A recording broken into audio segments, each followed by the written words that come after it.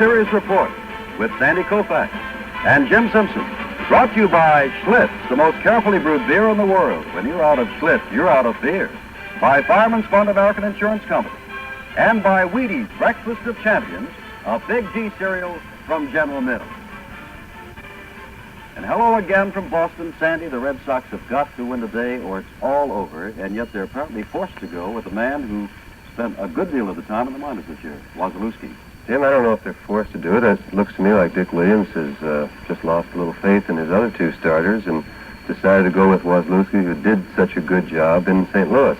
The way Boston has gone in the games this year that they had to win, I don't know if I could ever bet against them again in this kind of a game. Well, they've got to win it today, but before we look ahead to the sixth game, Sandy, we'll look back to the fifth game and get your comments on that, as we'll return with more World Series Report. But now, this message.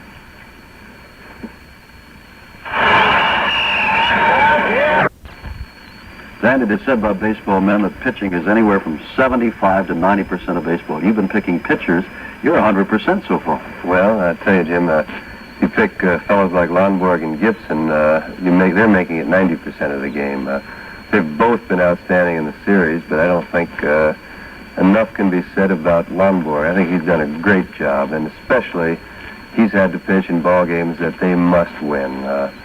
Jim, during the season, I saw him a few times. He pitched very well. He looked great. But I don't think he looked even as good as he has during the series. He's just done a fantastic job. I don't think you can say enough about him. I've talked about Gibson, but I know Gibson better, having had to play against him. This is the first time I really have had a chance to watch Lonborg play, and I think the more I've seen him, the more impressive he's been, and so do the Cardinals. They got him one run and looked like he was going to make it stand up all day. They got it on what looked like an error by Shannon, which we talked about, the fact that he is not an experienced third baseman, but I think Carlton made the play a little bit more difficult for Shannon, the fact that he went over and was going to make the play himself, or tried to, and screened Shannon off from the ball. And I'm sure that Shannon probably shouted Carlton off the ball, because that's a tough play for a left-handed pitcher to field a bunt down the third baseline. He has a better chance going the other way. But they got him two more later in the ball game when Elston Howard hit a ball off the end of the bat for a little blooper to right field, which was an interesting play because Scott had to hold up a little bit to see if it was going to be caught. And Maris, I thought, had a chance to throw him out, but after I saw the tape here, it looks like he'd have beat the play easy. But Reggie Smith scored from second base, and I'm not sure whether it was good base running or the fact that he ran through the third base coach's sign. He couldn't have been too far behind Scott, or he almost might have passed him. What about the pitch to Maris now? Lonborg had shut him out for 17 and 2/3 innings, and then Roger gets the home run. No damage, but what about the pitch? Do you think that Jim was tired or figured he had the bag, or what? Well, I think Lonborg might have gotten a little careless. I don't think he was tired. I don't think he made a bad pitch. I think he threw him a changeup. Well, not really careless. He pitched the ball game like he had a 3-run lead, not like he had a 1-run lead, and he didn't. And he threw him a changeup. I think if he had had a 1-run lead, I don't believe he'd have thrown the changeup so that Maris could pull the ball. I think he'd have tried to keep him from hitting the ball out of the ballpark. That's his biggest job with a 1-run lead, especially in the ninth inning like that. And I think he made the pitch because of the extra 2 runs. I don't believe he would have made it with a 1-run lead. Sandy, I'm sure you're watching this series as a pitcher. As a pitcher, in a brief word, how do you pitch to a team like the Red Sox? How do you pitch to a team like the Cardinals? That's a big order, of course, but what kind of hitting teams are they? Well, they're both good hitting teams. They're both good average-wise. As far as the Red Sox are concerned, I think, to me, they would be an easier team to pitch to, especially in St. The audio difficulty is not the fault of your receiver or of Channel 3. We hope to have it normal momentarily. Please stand by. Rock off the base. And you've said that all along. Look, I know you've got some guests that you're anxious to talk to, and I'm anxious to hear your discussion with them. We'll hear that discussion as we return with more of World Series Report after this message. On the far right, Tony Kubek. Next to him, Jim Lonborg. And seated next to me, Bob Gibson. Welcome, Bob. Jim, good to see you. Tony, good to have you here. Bob, you got a scouting report about this Boston Ball Club. Is there anything that surprised you? Anything different about the club that you didn't expect? Well, no, Sonny, I don't think there's anything any different. The scouting reports that we get normally don't really go into detail. They may give you a few hints on how to pitch a guy or how to play him in the outfield, but I think that a pitcher has to go pretty much with the stuff that he has. You have to put your strength against the hitter's strength and see what happens. And you're not really a great fan of scouting reports. No, I'm not. I think if you get two different scouting reports from two different guys, they're going to have different things to say about the same person. Jim, what about you? I'm sure you had a good report on the Cardinals. The Boston Red Sox had a longer time to study who was going to win the National League race. Has the Cardinal ball club been different? I think the only thing that I've noticed, particularly about the Cardinal club, that we didn't have in our reports was the fact that they're swinging so much with the bat. We knew that they were first ball hitters, a lot of them, but we didn't know that they swung that much. And I think that it's helped me in the 2 games that I've pitched. Jim, let's talk about what Carl Yastrzemski calls the green monster out in left field. Of course, the short left field wall in Fenway Park. Bob Gibson has not been hurt by it. I'm sure he hopes he is not going to be hurt by it. You have in your season this year, haven't you? A couple of times. It's the kind of thing, Tony, where if you get a wind blowing out to left field and someone hits a pop fly or gets jammed, you make a pitch on them inside. They hit a little pop fly to left field. That thing just gets up in that wind and takes over. But I don't think that a pitcher can really think about it. He's got to think about concentrating and keeping the ball down. Bob, what about you now? You weren't hurt in the first ball game here in Fenway Park. If someone should happen to hit one against the wall, will you have to change your pitching pattern? I don't think so. I don't believe in changing my pitching pattern. I don't think there's that many guys are going to hit the ball against that screen, especially in one game or so. If I were here throughout the season, it probably would hurt me. But this short series like that, I don't plan on the right-handers pulling the ball, and I'm not going to let the left-handers hit it out there. Jim, let's talk a little bit about the 6th game. What about Wazlewski? Good stuff. I like Gary. He throws a lot like I do. He's got a little better sinker. I think his breaking ball might not be as sharp, but he's got good control and he's a real aggressive pitcher. He'll keep the batters loose up there. Bob, what about Hughes? I think Hughes is about one of the best pitchers in our organization. He's not a young kid. He's been in baseball quite a while. He knows how to pitch. He has a great fastball and a good slider. And the game that he pitched here, I don't think that he threw as good as he had in some of the other games, and I think he's going to be tough to beat today. Jimmy, the series started, and there was something in the paper about the knockdown pitch.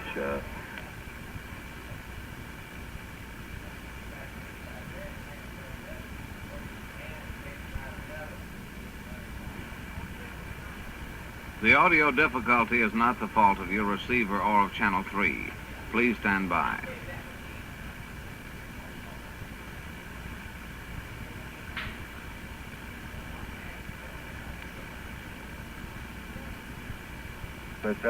Charlie have lost our audio. We hope to return it to you in just a moment. Please stand by. Daddy, I think we can talk to these two gentlemen because it's a preview of the 7th game of the World Series. Jim will be pitching with less than normal rest. Bob, you'll be pitching with your regular rest. Jim, do you think just 2 days rest will affect your performance in the 7th inning, 7th game? I think I'm going to be a little bit disappointed at the kind of stuff I'm going to have, but I won't even be able to tell until I get out there and throw. What about you, Bob? Are you looking forward to tomorrow, or don't you think there'll be a game tomorrow? I'm not looking forward to tomorrow. I'm looking forward for the series to end today. But in the event that we have to play tomorrow, I'll be ready. Well, all I can say is if there is a game tomorrow, it's a shame that one of you is going to have to lose because you've done such a great job during the series. Thank you very much for being with us today. Thanks, Bob. Thanks, Jim. We'll return with World Series report, but first this message.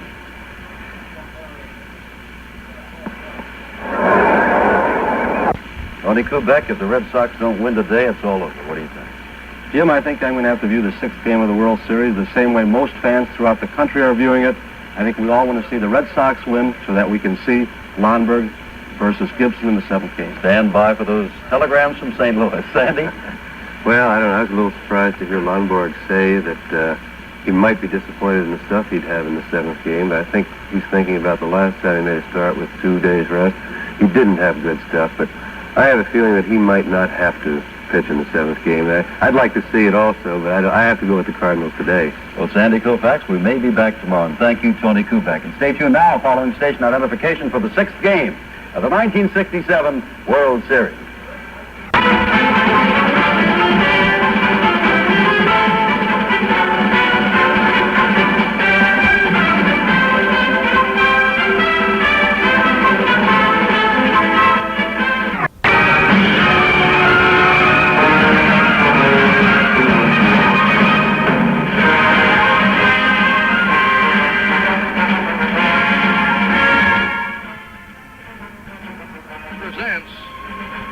the 1967 World Series. The St. Louis Cardinals versus the Boston Red Sox.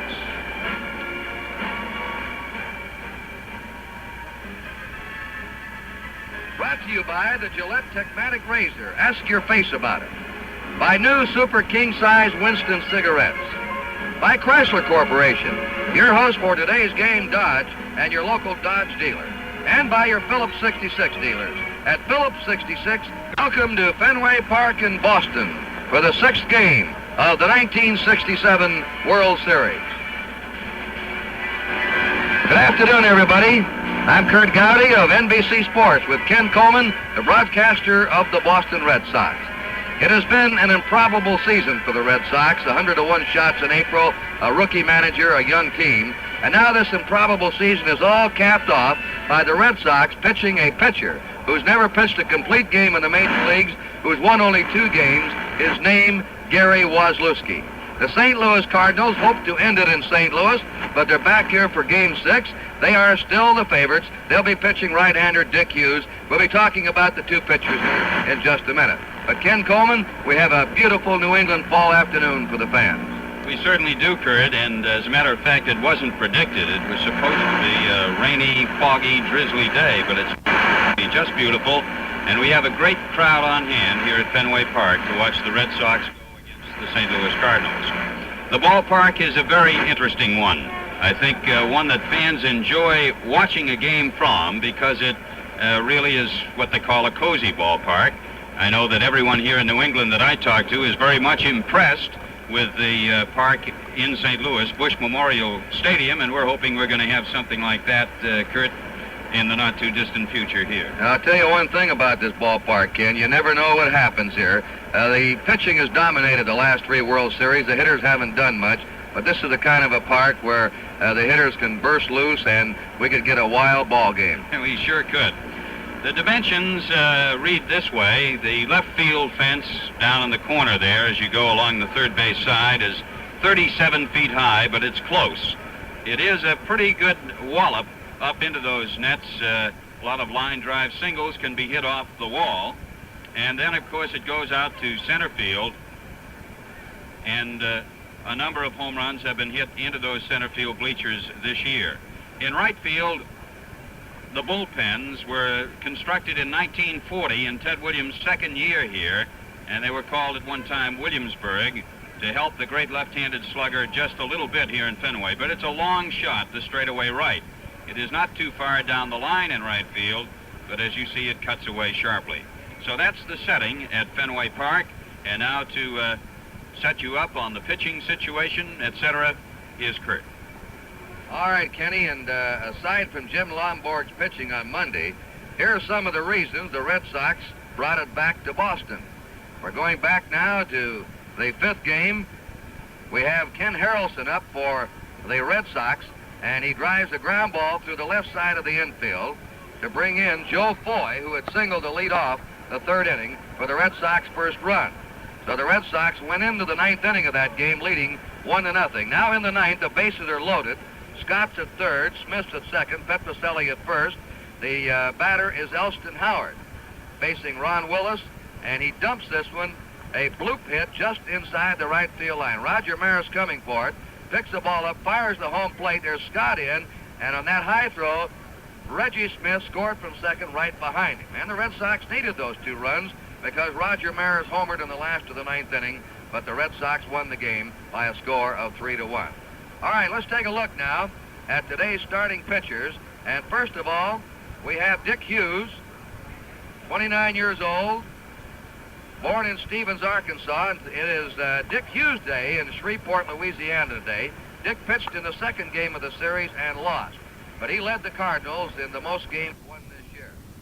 Fine fastball and slider. There is Gary Wozlewski, the son of a tool and die worker who lives in Kensington, Connecticut. He pitched high school baseball at Berlin, Connecticut, and also attended the University of Connecticut 1 year. He has won 5 and lost 6 in the minors this year, has won only 2 and lost 2 in the major league season. Twice was sent back to the minor league. We'll tell you more about him. Right now, the introduction of the starting lineups. Introducing the starting lineup for the 1967 National League champions, the St. Louis Cardinals. Manager of the Cardinals, Red, Shane East.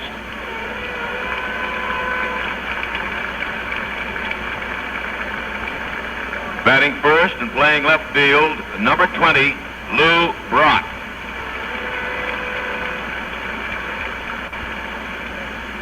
Batting second and playing center field, number 21, Curt Gowdy. Batting third and playing right field, number 9, Roger Maris.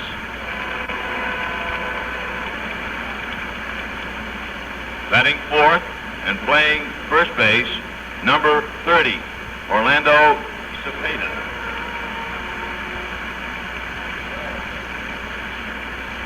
Batting fifth, the catcher, number 15, Tim McCarver.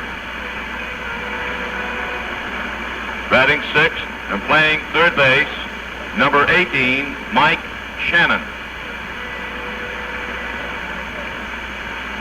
Batting seventh and playing second base, number 25, Julian Javier. Batting eighth and playing shortstop, number 27, Darryl Maxwell. Batting ninth and pitching for St. Louis, number 31, Dick Hughes. And now, ladies and gentlemen, the coaches and the rest of the pennant-winning Cardinals. There's the St. Louis batting order.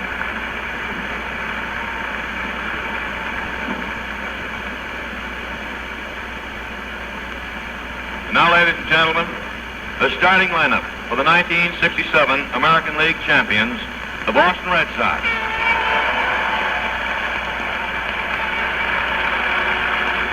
The manager of the Boston Red Sox, Dick Williams.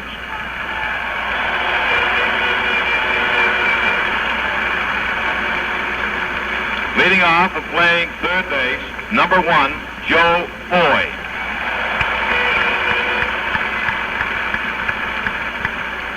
Batting second and playing second base, number 2, Mike Andrews.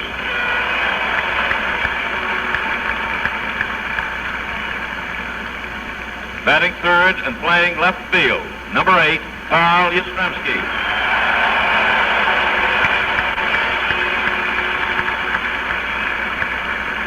Batting fourth and playing right field, number 40, Ken Harrelson.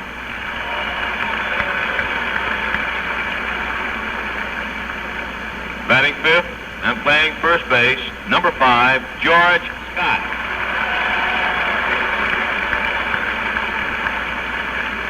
Batting sixth and playing center field, number 7, Reggie Smith.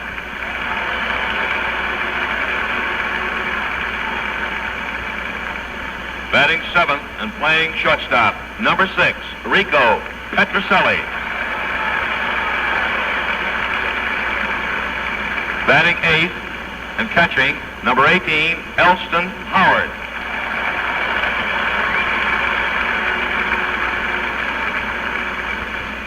Batting ninth and pitching for Boston, number 19, Gary Wazlewski.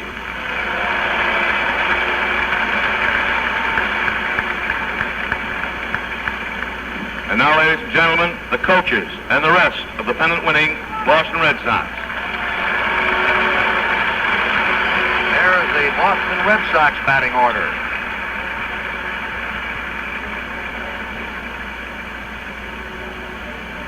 And now, ladies and gentlemen, the Boston Red Sox band, conducted by John Kiley, will accompany Andy Poloninos in our national anthem.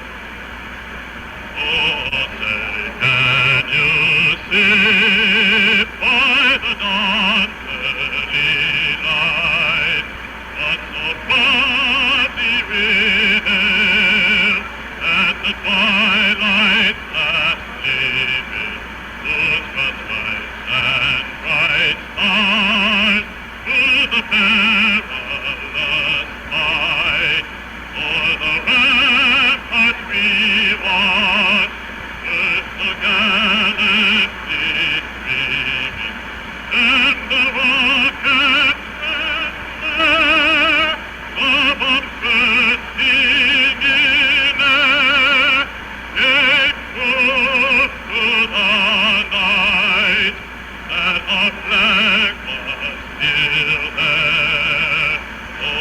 Hey, does that star-spangled banner yet wave? For the land of the free and the home of the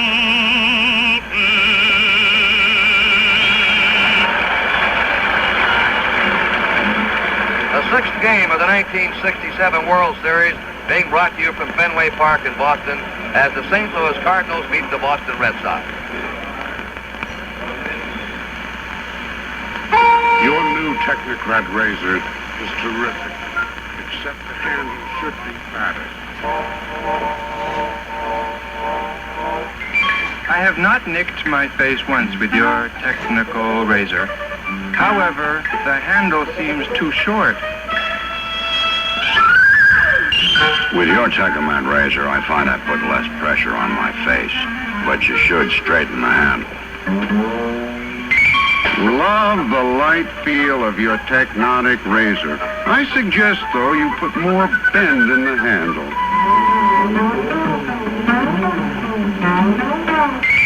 The strange-looking razor with a strange-sounding name may feel strange to your hand, but then it's not your hand that's getting shaved. A swell shave with your Technoconic razor, but I have one little suggestion. Paul Pryor of the National League behind the plate. Johnny Stevens of the American League at first. Al Barlick of the National League at second. Frank Umon of the American League at third.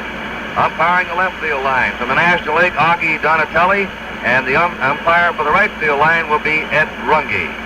You saw a shot of the flag. It's a cross breeze today, blowing from third to first. It's going to be against batters trying to hit the ball to the short left field fence.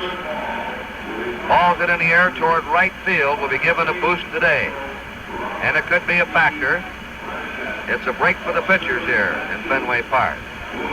The first ball will be thrown out by United States Marine Corporal Robert P. Blanchette of Sturbridge, Massachusetts. Wounded last May in Vietnam, presently recuperating at his home in Sturbridge. Crowd gave him a nice hand. The Red Sox are taking the field. And as any fan in America knows, they have to win today or it's all over. They win today, we'll have a dramatic setting tomorrow of the matchup between Bob Gibson and Jim Lonborg. We pause briefly for station identification. This is the NBC television network. Williams at Toronto of the International League and won 18 ball games. And he made his last start for the Red Sox on the 29th of July.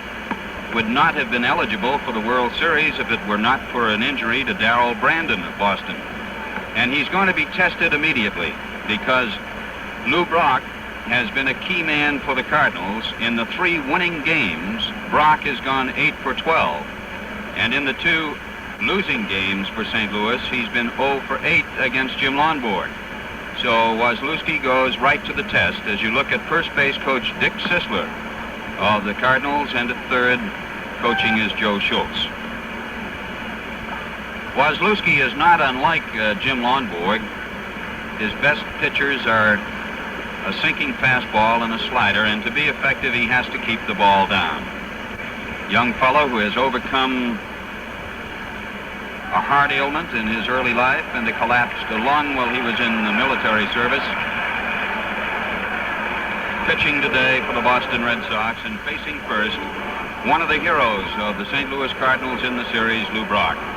Brock is 8 for 20 in this World Series for a batting average of 400 to lead both teams.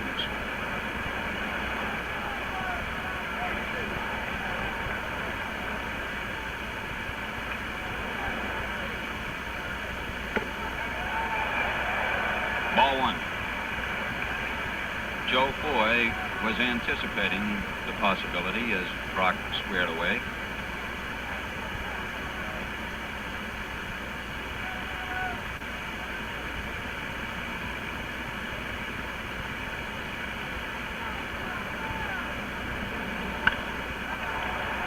Ball down in the left field corner. Yastrzemski going over. and it is just up there in foul territory. 1 ball and 1 strike. No way to figure this fellow Brock, his first time up in the last game in St. Louis against Lonborg. Ken Harrelson had to run well over to his right in right field to make a fine running catch in raw blue of extra bases.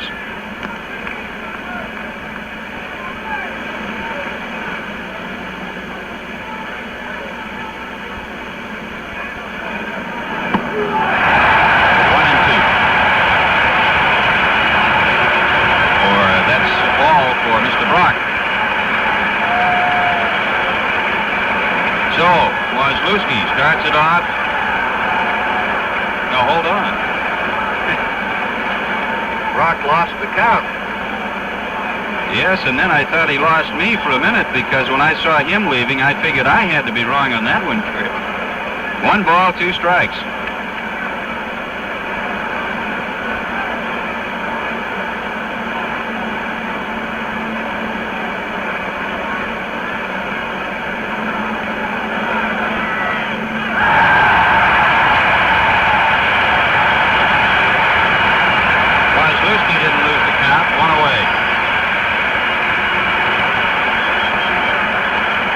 Now, who enjoyed a tremendous year for the Cardinals in the series, 3 for 20 and an average of 150. But he's made some plays in the field that would have been tough for other center fielders, and he's made them look easy. Mike Andrews just strikes 2 down. And the Cardinals are waiting for Flood, Cepeda, McCarver to start hitting, or one of the 3. They've been their 3 best hitters all year along with Brock. And if they do, of course, it's going to be a big Cardinal advantage. Yes, sir, Curt. Now Maris.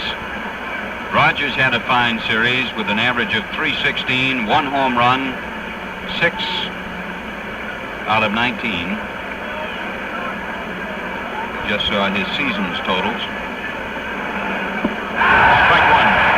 Maris had a home run against Jim Lonborg the other day in St. Louis, and he hit a low outside changeup, and Jim was amazed at Rogers' power.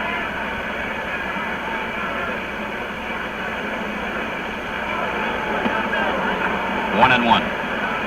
Wazlewski is very quiet. Not surly, not hostile, just quiet.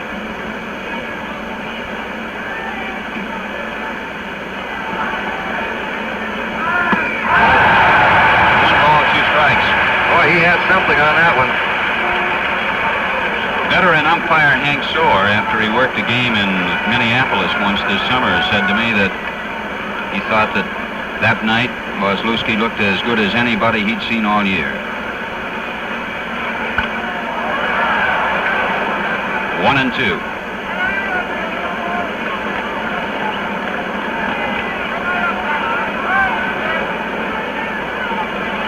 Wazlewski started the season with Toronto, was brought up in June, returned at the end of July, and came up again in September.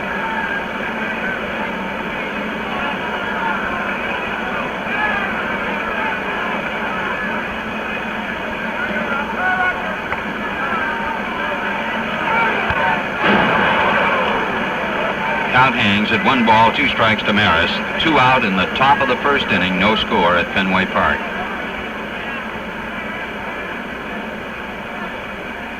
This 1967 World Series telecast comes to you from Fenway Park in Boston, live in color and exclusively on NBC. The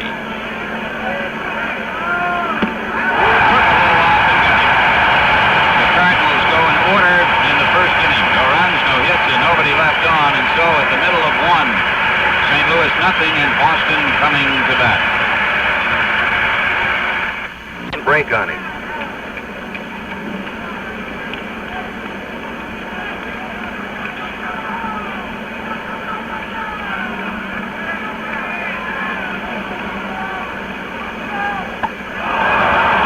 Hughes strikes out Ken Harrelson. Boston is out in the first inning with no runs, 1 hit, and 1 man is left on. So at the end of 1 at Fenway Park, it's St. Louis nothing and Boston nothing. Commissioner of Baseball, William D. Eckert, who sends along this message, On behalf of all baseball, I welcome you to the 6th game of the 64th Annual World Series between the American and National Leagues. Baseball thanks you and the fans all over the country watching and listening on NBC stations for your loyal support throughout a thrilling and outstanding attendance season. Enjoy the game and have a good time. Orlando Cepeda leads off in the second. There is no score at Fenway Park.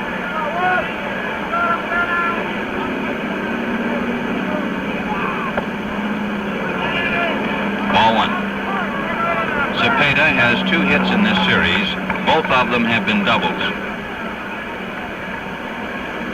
Gary Yastrzemski pitching for Boston.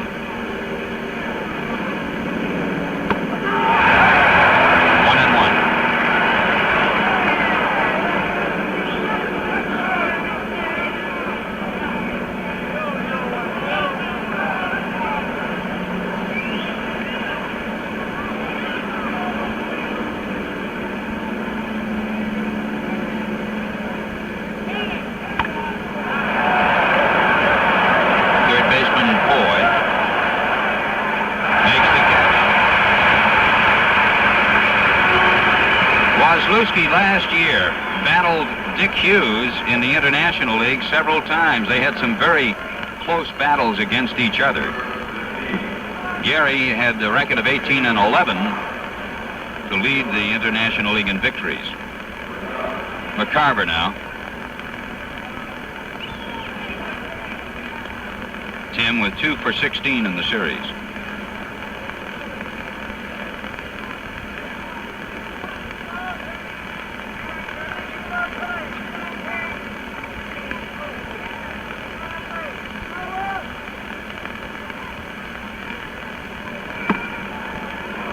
Ball one. There is 1 out in the second inning. There is no score.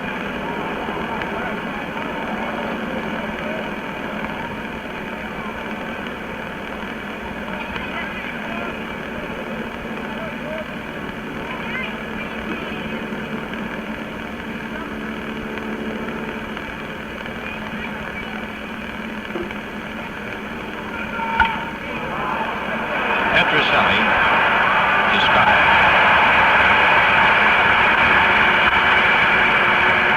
This game is authorized under television rights granted by the Commissioner of Baseball solely for the entertainment of our audience, and any publication, rebroadcast, or other use of the pictures, descriptions, and accounts of this game without the express written consent of the Commissioner is prohibited. Mike Shannon, batting .250 in the series with 4 out of 16.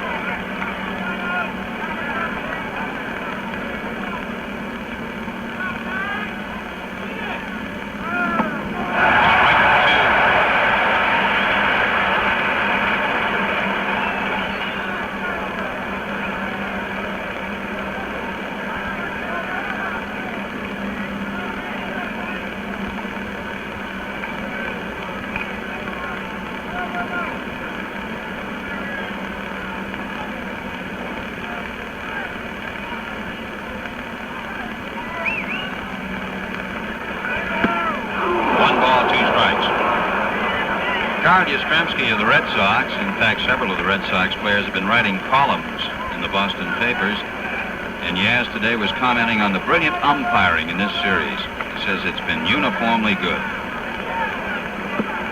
2-2 now. The man behind the plate today is the only rookie umpire in the series, Paul Pryor of the National League.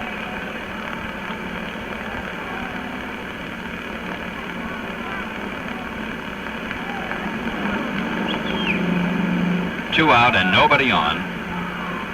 2-2, the count to Mike Shannon.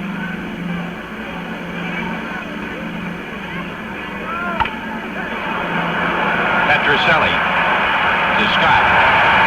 In the first 2 innings, Yastrzemski has set the side down in order. No runs, no hits, and nobody left on. After 1 1/2 innings, the score, 0-0. George Scott will lead off for Boston as we go to the last half of the second. It's scoreless. 4 for 18 in the series. Strike one. Dick Hughes on the mound for the Cardinals.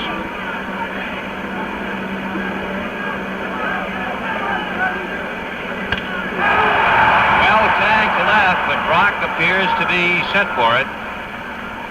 One away. There's where that wind is playing a factor today, Ken. A strong crosswind blowing from third to first, holding balls up, hit the left field. Interesting thing about that left field area, Curt, when Yastrzemski's out there, he decoys a lot on the, as you well know, on the various hitters, and sometimes when you're broadcasting, if you lose a ball, he really fools you, which is not very important. Reggie Smith now, 4 for 17 in the series.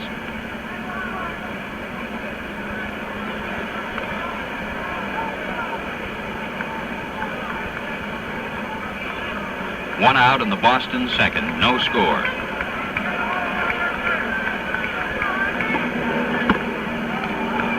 Ball one.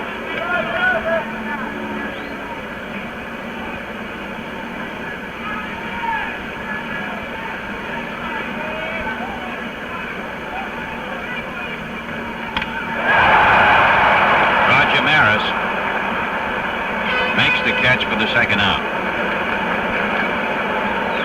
Two-man out now, and the batter is Rico Petrocelli. Rico, who has been brilliant defensively for the Red Sox this year, has been handcuffed in the series somewhat. 1 for 14. Strike one.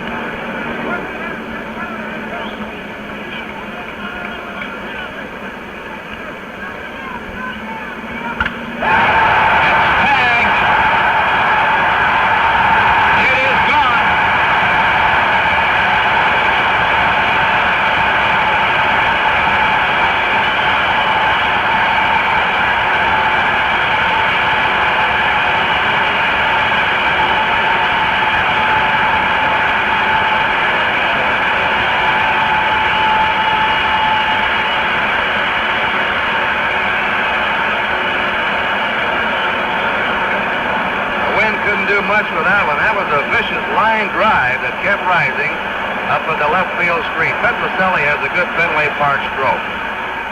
Strike one to Elston Howard. Red Sox with a 1-0 lead. The 5th Boston home run of the World Series.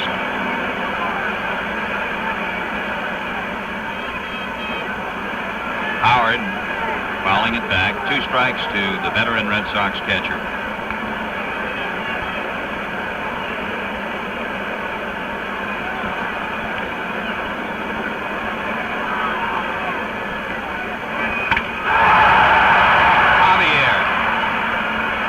Cepeda for the out. The Red Sox are down in the second, but Petrocelli puts them ahead. 1 run on Rico's homer. Nobody left, and so after 2, it's Boston 1 and St. Louis nothing.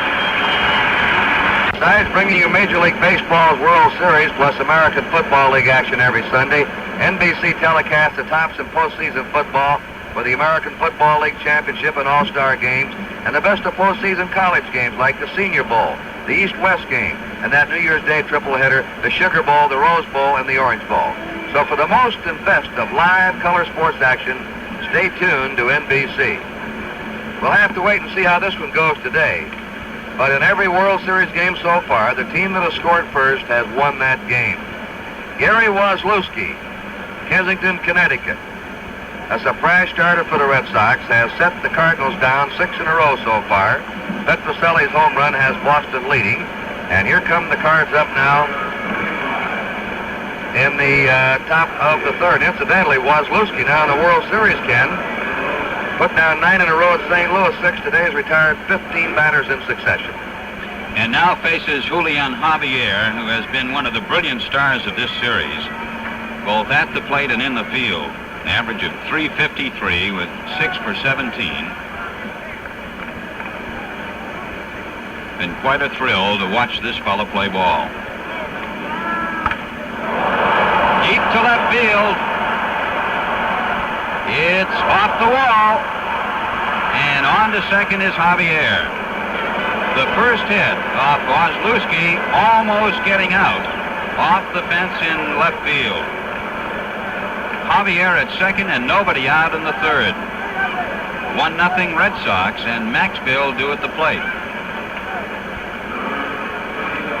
Now is 2 for 12 in this World Series.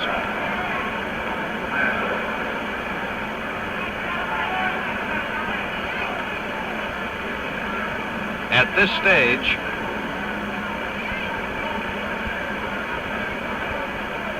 the Red Sox infield is playing about halfway up.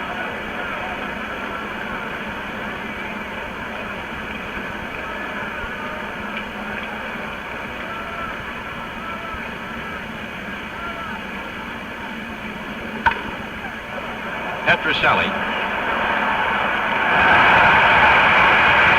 Third assist of the game for the Red Sox shortstop, Rico Petrocelli. And there is one out.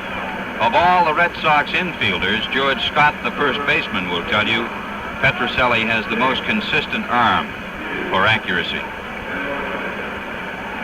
And this year, for power, he's had occasional arm trouble in the past. Here is Hughes, who is 0 for 2 at the plate in this series.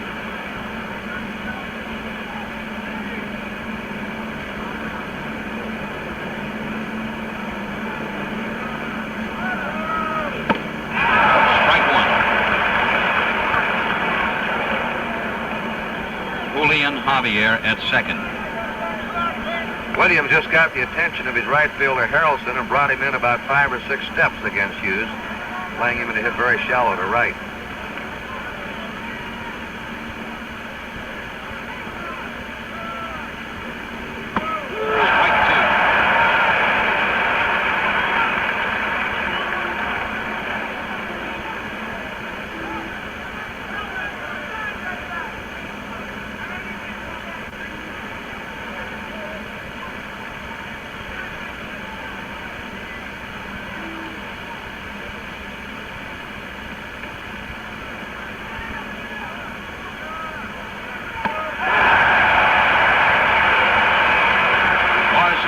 Registers his third strikeout in a clutch spot.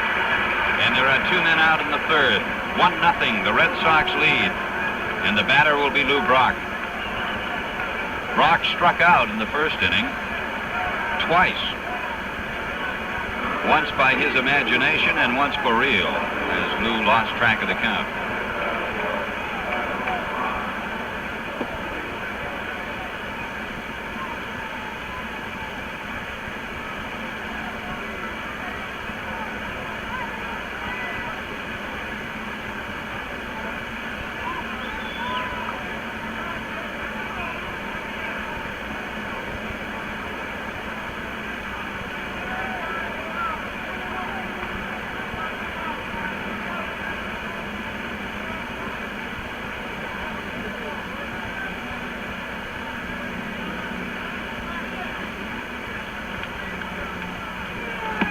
Ball 1. 2 out. We're in the third inning, and the Red Sox have a 1-0 lead. And Wozlewski is working very carefully to Brock with Javier there at second.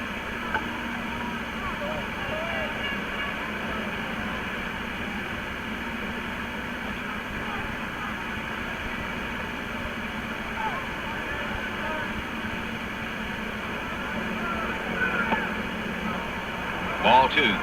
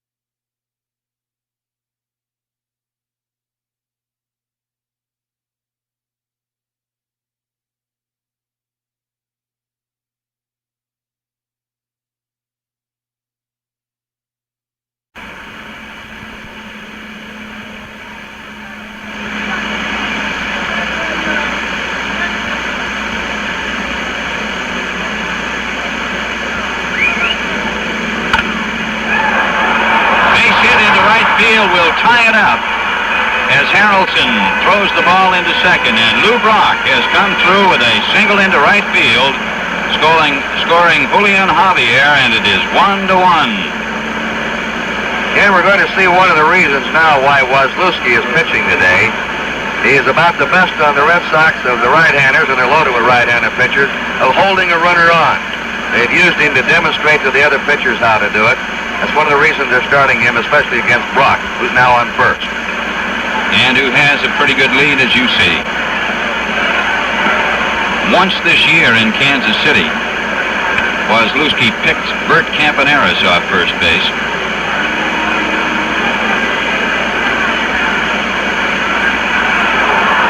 Close.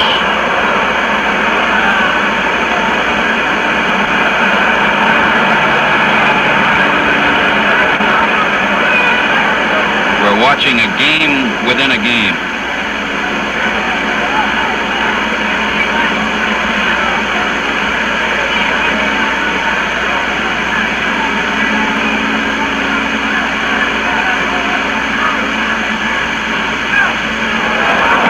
Runner goes.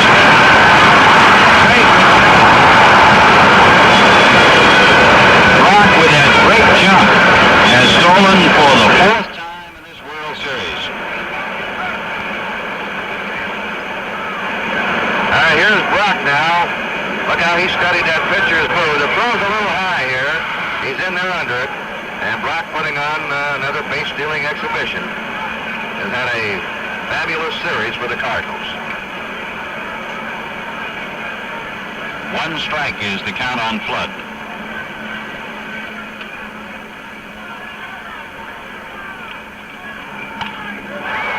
Base hit.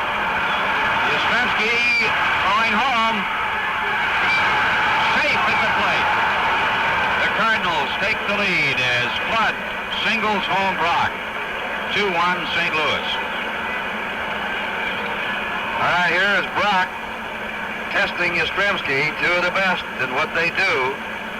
Just a little too late. There's where speed pays off in sports. Probably anybody else but Brock might not have scored. That was a good throw by Yastrzemski. Here's Brock all alone now. Runs like a whip and never wastes a stride when he rounds that bag, hitting the dirt, going in there head first. The batter now is Maris, who was called out on strikes in the first inning. Flood back to the bag. All of this for St. Louis after the first two men, or after Javier's double, he got the next two men, but Brock and Flood have come through. Ball 1.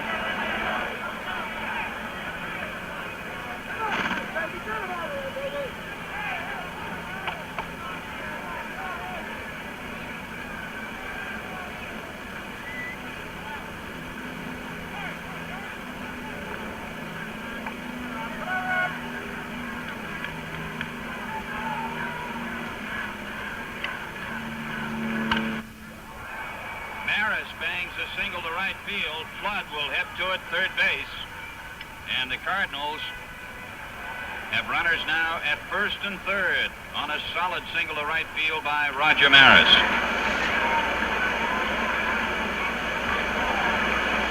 In the Red Sox bullpen, right-hander Gary Bell has started warming up, and Dick Williams is coming out to the mound, the brilliant young manager of the Red Sox, to talk to Gary Wazlewski.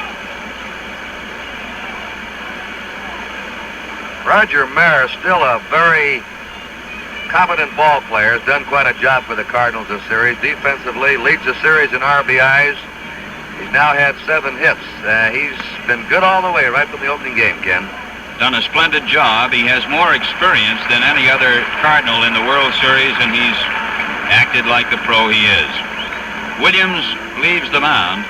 You know, I was just noticing, Curt, that Brock stole 52 bases, as we know, in 70 attempts, and I'd like to know who in the world ever threw him out. That's something. How they ever caught him 18 times is hard to figure. Cepeda fouled out to Foy his first time. There's Flood at third base.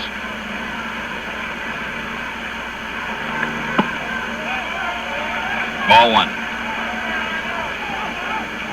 As Curt has pointed out before, Cepeda moves in with that closed stance of his, and he's been hit by quite a few pitches. He led the National League in being hit by pitches with 12 this past year. Third baseman Foy throws to first and gets Cepeda, but the Cardinals in the third inning pick up a pair and take the lead. 2 runs on 4 base hits and 2 men are left on. After 2 1/2, St. Louis 2 and Boston 1. If the series were to end today, Lou Brock has set a 6-game series record. He's stolen 4 bases in 6 games. Still more to go in this game. Eddie Collins in a 6-game series stole 3. However, there have been 6 bases stolen in a 5-game series and 6 bases stolen in a 7-game series. Gary Wozlowski, Ken. Okay, Curt, strike one to Gary. He was 1 for 11 at the plate in the season. Cardinals with a 2-1 lead. 2 strikes.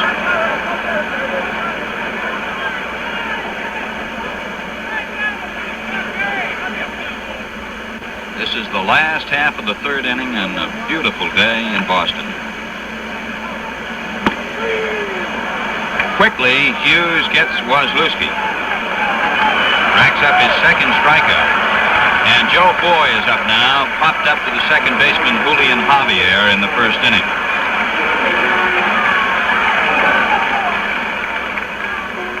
Foy out of the Bronx, New York. As a youngster, he used to go over to Yankee Stadium and watch the Yankees play ball.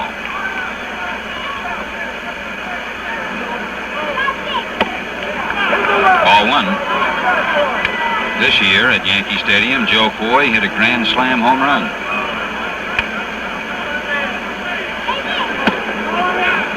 One ball, 1 strike. The last time that Hughes pitched here was the day Lonborg threw the 1-hitter, and it was a very warm, muggy day. It's much more pleasant today.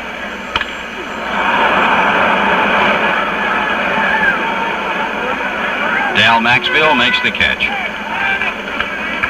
2 out in the Boston third. St. Louis leading 2-1.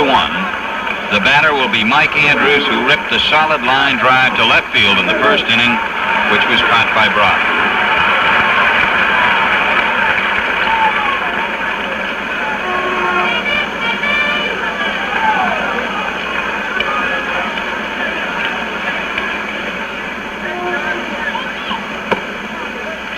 Ball one.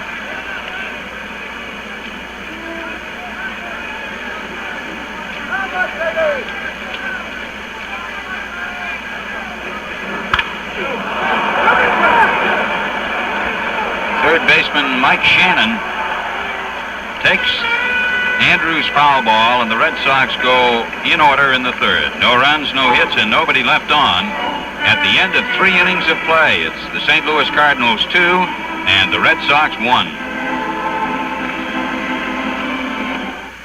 This was a $7 million plant. It had 400 employees and fire insurance. No insurance can turn the clock back. No insurance can undo the damage. But if this plant had been insured by the Hartford, there might never have been a fire at all. Why? Because the Hartford has over 200 trained engineers who can show you how to spot fire hazards before they turn into fires. They can also help you set up controls that will keep a fire from spreading. And here's another comforting thought. If fire should strike despite your precautions, there's always a Hartford claims man no more than an hour away to help your business get back on its feet fast, preferably fireproof feet. Insurance by the Hartford.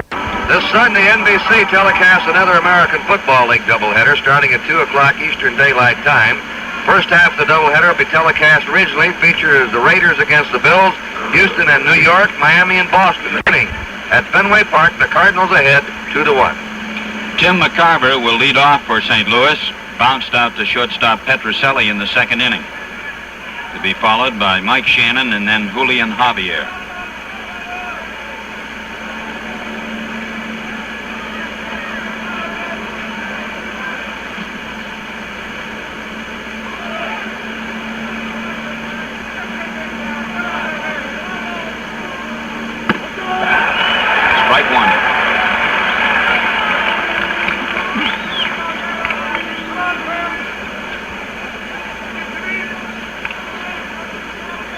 Jerry Wozlewski is 26 years old. 1 ball, 1 strike.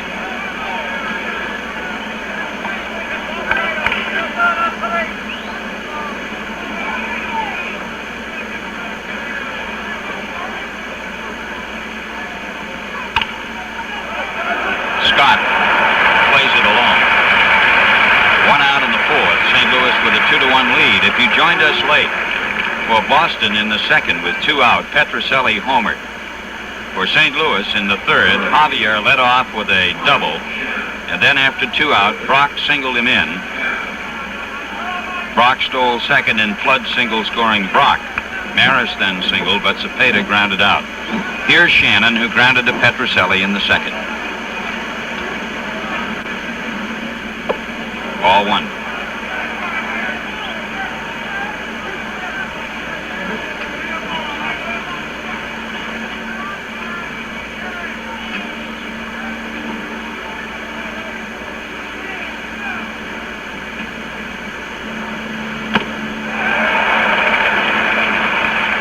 One ball, 1 strike. Wozlewski really getting something on that one.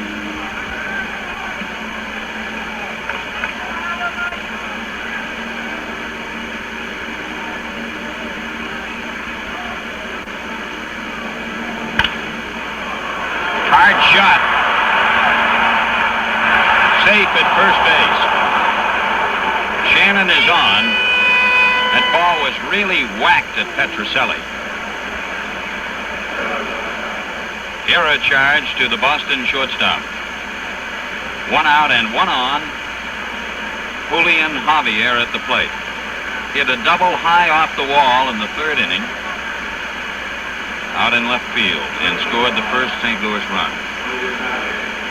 Each team has now made 3 errors in the 1967 World Series. We have seen some brilliant defensive work.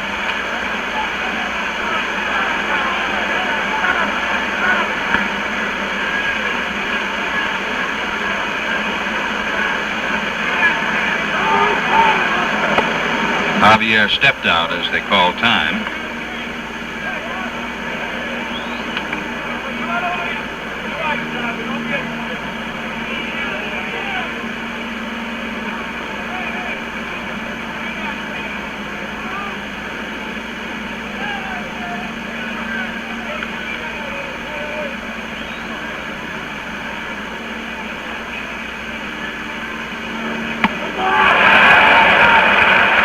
Strike 1.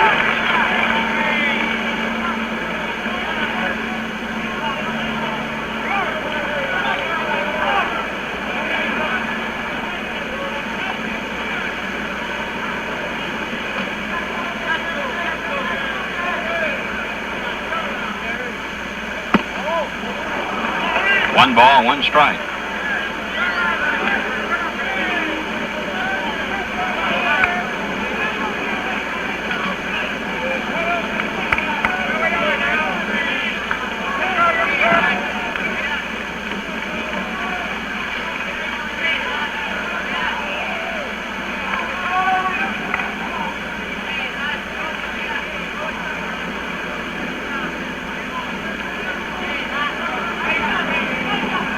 Javier wants the pine tar rag now.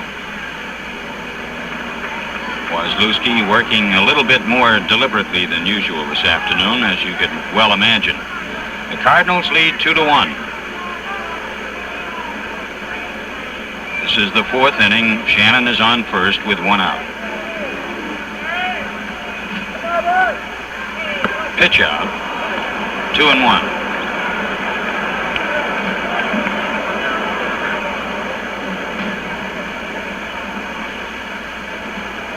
Third base coach Joe Schultz flashing the signs down to Javier as Paul Pryor, the plate umpire, wanted to look over the ball.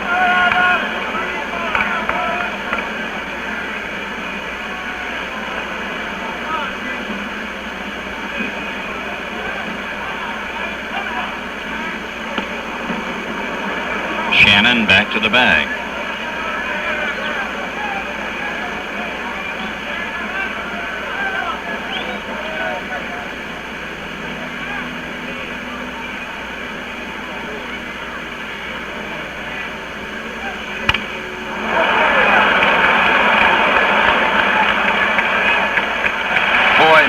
catch in fair territory. 2 men out. 2-1 St. Louis in the 4th inning. The batter will be the shortstop, Dal Maxville. Grounded out to Rico Petrocelli, the Boston shortstop, in the 3rd.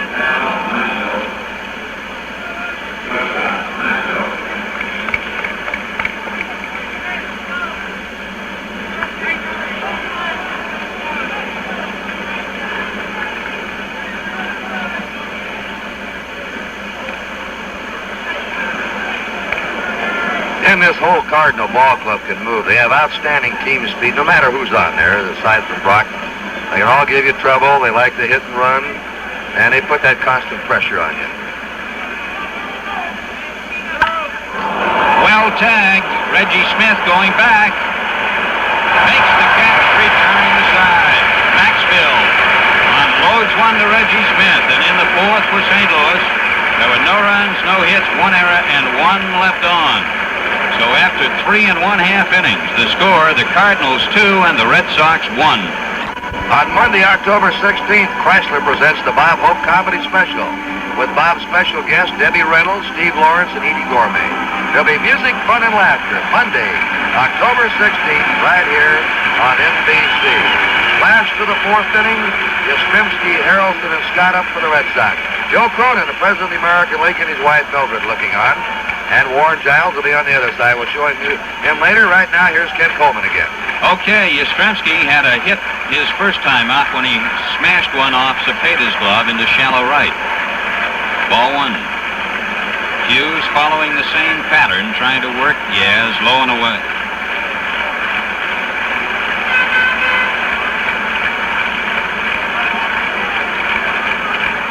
Harrelson on deck, and Scott will follow.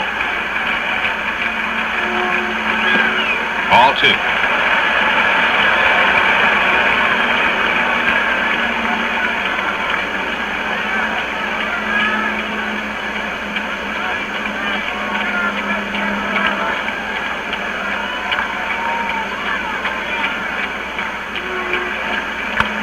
Foul back.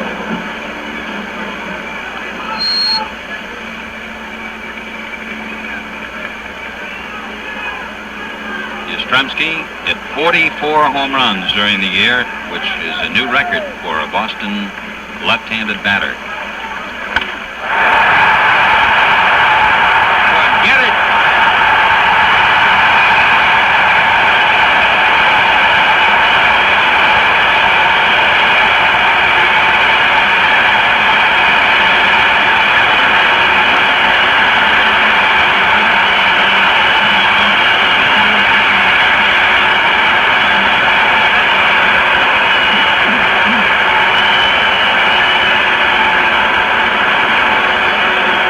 Even now at 2-2, and an oddity in this series, Yastrzemski in the 4th inning of Game 2 led off with a home run off Hughes in the 4th inning. He's just done it again. The score is tied. Here's Harrelson. That's where he used to hit his home runs 2 or 3 years ago. He hit them mostly to the opposite field. Then he turned into a full hitter, but he announced the last day or two he was going to left again, the way the Cardinals were pitching him. 1 ball to count.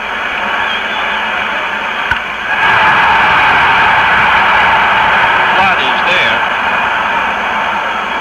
Makes the catch. Harrelson flies deep to the center fielder, and there's 1 out in the Boston 4th.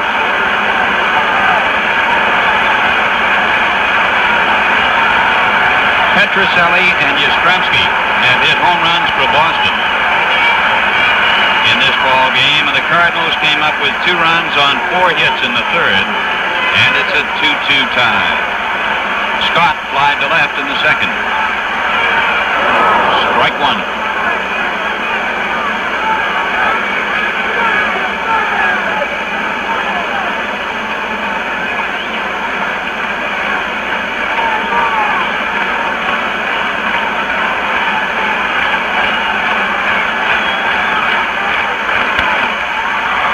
That's out of reach. 2 strikes on Big George Scott of the Red Sox.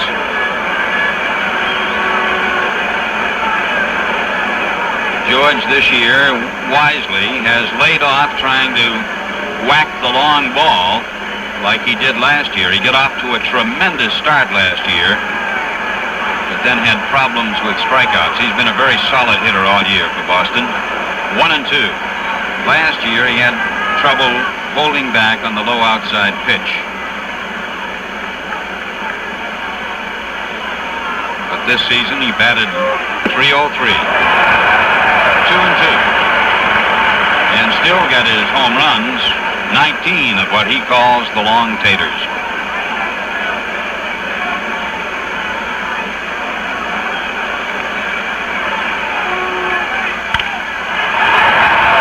Maxville to Cepeda. 2 out in the Boston fourth. Score tied 2-2. Hard to get a ball through the middle of that Cardinal infield, Ken. Javier can really go to his right. Maxville both ways, of course, so can Javier, but they're an outstanding pair around that bag. They really have range, and they showed it in this World Series. Reggie Smith flied to right field in the second.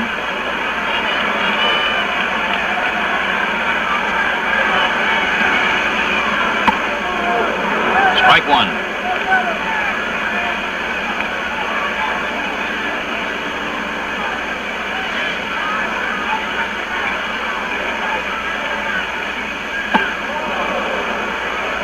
One ball and one strike.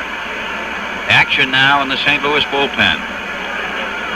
Nelson Briles, who pitched brilliantly in St. Louis, loosening up.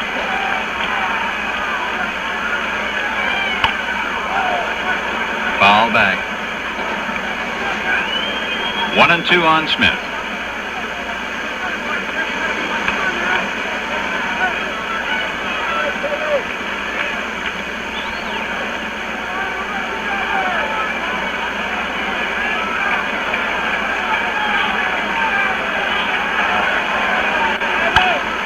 Another foul out of play. Count holds at 1-2. 2 out in the fourth in a 2-2 tie. Reggie Smith grew up in Los Angeles, and he played on about 5 amateur ball clubs.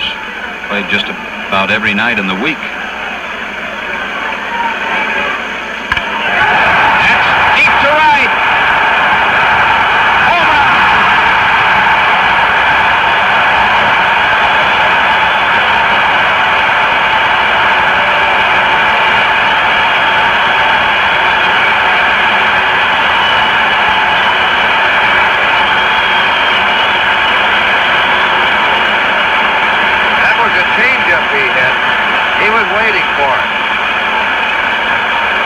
Took something off. All the Red Sox runs now on home runs. Petrocelli, Yastrzemski, and Smith. And that one went down past what they used to call Pesky's pole here. Strike one on Petrocelli.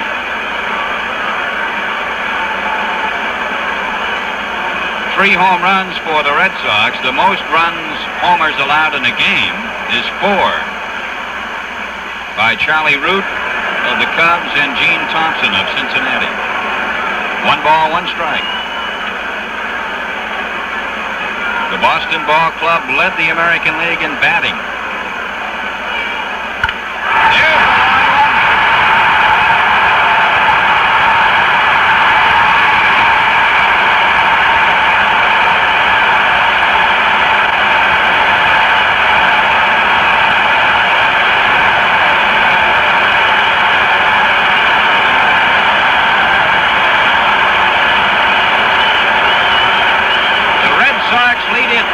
And now 4 home runs has tied the record we just spoke about, and Rico Petrocelli must be celebrating Columbus Day a day early. It's October the 12th. He and Yastrzemski each now have hit 2 homers in a game in this series. Yastrzemski did it in game 2. Changis is about ready to come out. He's had Briles warming up. He's stalled, trying to give Briles a little more time. This is one of the reasons. And believe me, we said that the pitchers have dominated the last 3 World Series. The Red Sox are hitting .206 of the team coming into this game in this World Series. They led the league in batting and home runs. The Cardinals, a wonderfully balanced team, hit only .212 so far in the World Series. And the average for the last 3 World Series of the teams that have played is only about .210. In other words, the pitchers have completely dominated it. But now the bats start to take over. And the Red Sox have hit 4 solo home runs today. But this one, if you watch enough games in this ballpark, I don't care if there's a 5 or 6 run lead, is never over here in chummy Fenway Park. Back in 1948, we had 2 famous games here back-to-back. Bob Feller and Bob Lemon, 2 of the greats in baseball. One pitched one game with a 10-run lead and lost, and the next day, the other one pitched with a 10 or 11-run lead and lost. So you never know. Well, Dick Hughes, who hopes that the Cardinals win today, he wants to buy 22 head of cattle for his farm down outside Shreveport, Louisiana. He figures that's the difference between the winning and losing share. Has been knocked out. Bryles will come on. There's a break in the action here at Fenway Park for the score. The Boston Red Sox 4, the St. Louis Cardinals 2. Announcing the world's newest face-saving. Briefly, for station identification, this is the NBC television network. We've had a record broken. 3 homers allowed by a pitcher in 1 inning. That's been broken. And the Red Sox have just broken an all-time series record, most home runs in an inning. They now have 3. Strike 1 to Elston Howard. Ron Willis is the pitcher for the Cardinals.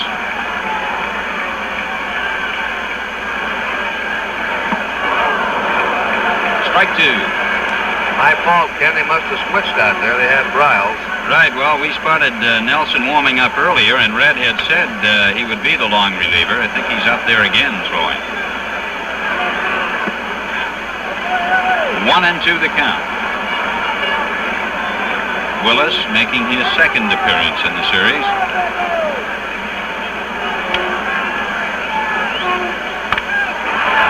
Third baseman Shannon. Cepeda to get Howard. But the Red Sox unload in the 4th. 3 runs, all of them home runs. Nobody is left, and at the end of 4, the Red Sox 4 and the Cardinals 2.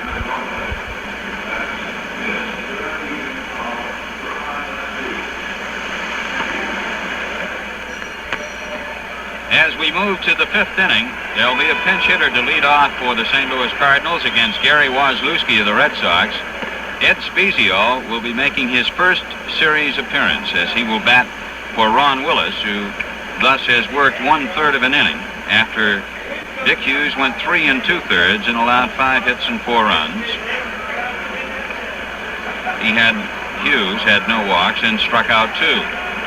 Spezio leads off in the 5th. Boston leads 4-2, and all of the Red Sox runs have been on home runs by Yastrzemski, Smith, and a pair for Petrocelli.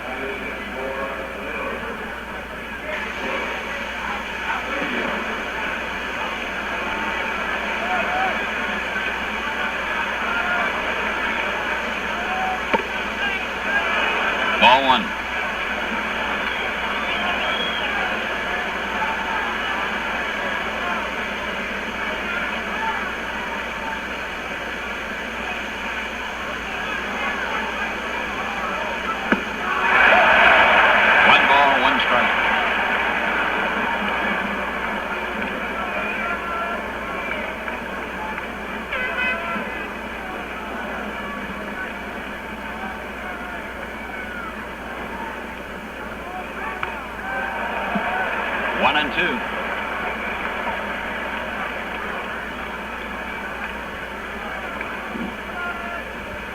Ed Spezio is from Joliet, Illinois.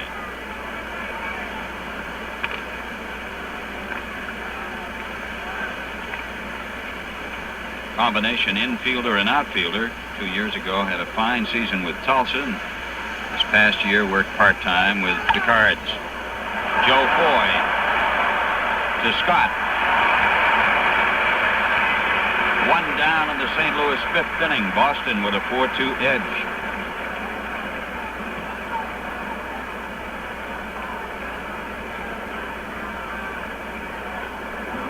Howard goes out to talk to Wazlewski as Lou Brock comes to the plate. After striking out in the first inning, Brock singled home the first St. Louis run in the third and then scored the second one. In the third for the Cardinals, Javier led off with a double, and Maxfield and Hughes went out. But Brock single, scoring Javier, stole second and scored on Flood's single. Maris then had a hit, but Wazlewski got out of the jam when Cepeda bounced out to third, and that's the way the Cardinals have their 2 runs. Boston has 4, all on homers. Foy, the third baseman, is up the line. Strike one.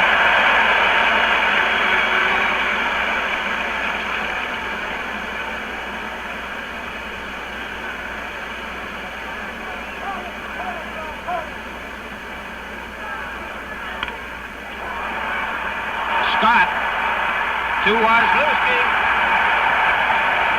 Brilliant play by the Boston first baseman Scott, ranging wide to his right to make the play. This shows why George Scott's about the best fielding first baseman the American League's had in years. He's very nimble. When he comes up in an off-balance situation like that, his throws are usually accurate, perfectly leading the pitcher softly as he crosses the bag. Scott's big, but he's got quick hands and gets a quick jump on the ball. He is really something to watch around that bag. It was a close play, and again, as Curt mentioned earlier in the series, the instant replay bears out the accuracy of the umpires. It was close, but you could see it. Here's Flood. Curt 1 for 2 today, has grounded the second single to left field.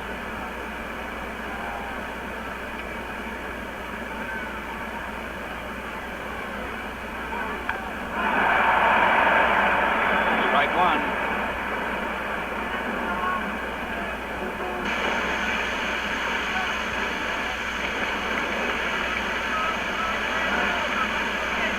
Two out in the 5th inning for St. Louis. Boston leads 4-2.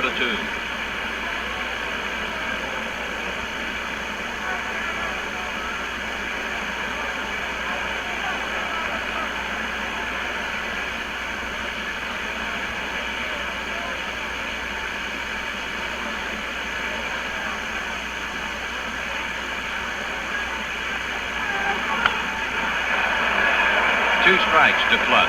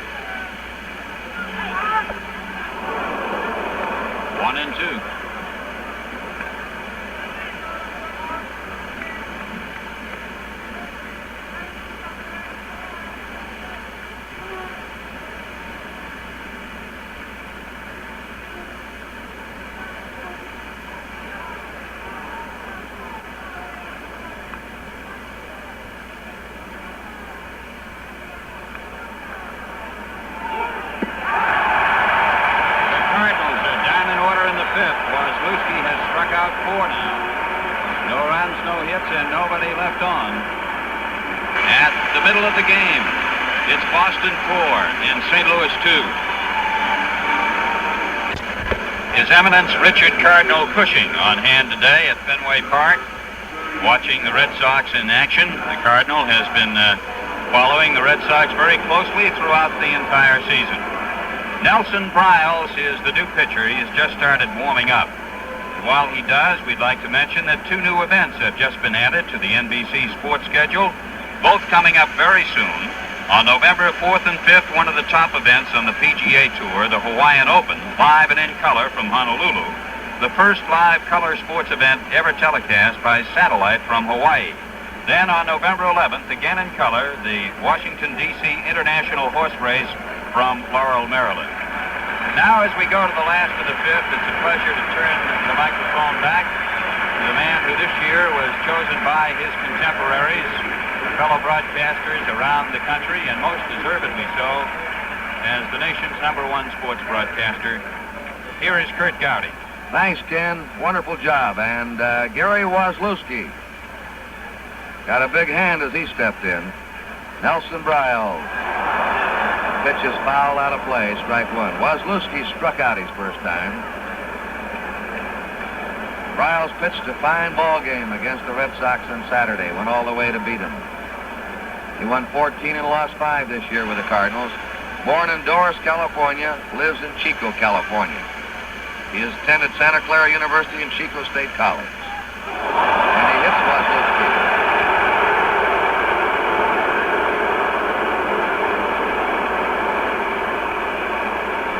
Crowd booing here, but that wasn't intentional. The pitch just got away.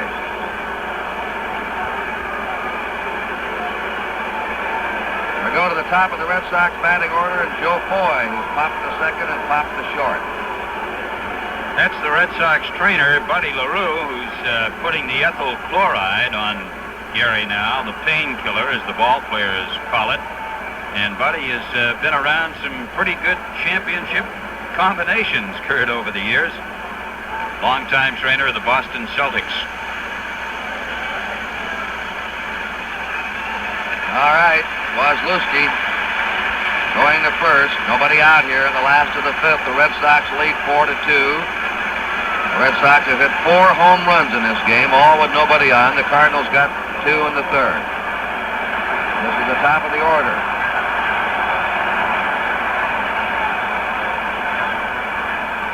You can hear in the background, this is a rabid crowd which has gone wild this summer over their Red Sox. There's the bunt back to Bryles. He has to go to first with it to Javier. He wanted to go to second and would have had a play on Wozlewski, but he couldn't handle it cleanly. Foy sacrifices, and he's out from the pitcher to the second baseman at first base. Wozlewski's now at second. One away, and Mike Andrews up. The rookie second baseman lined to left in the first, fouled out in the 3rd.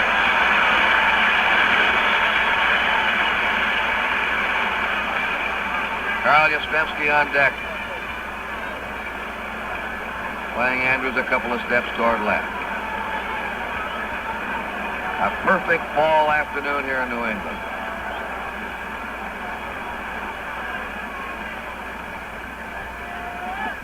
Ball 1 to Mike Andrews.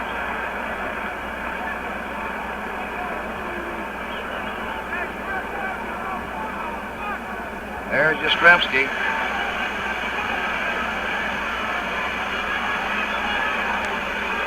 One ball, no strikes. 2-0.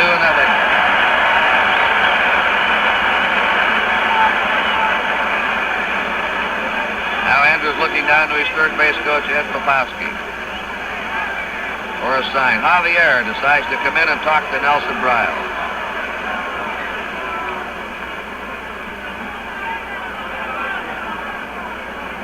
We're getting some more action in the Cardinal bullpen.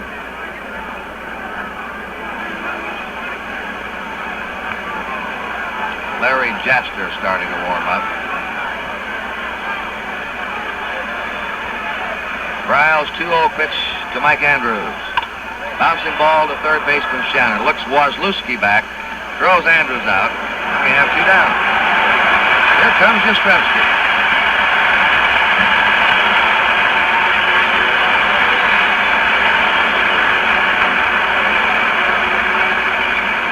He is capping off an almost unbelievable season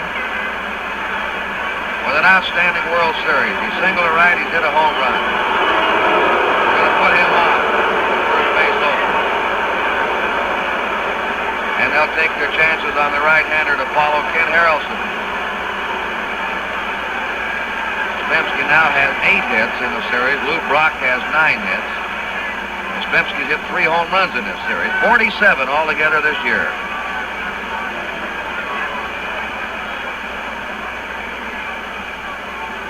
So the Red Sox have runners on first and second, 2 down.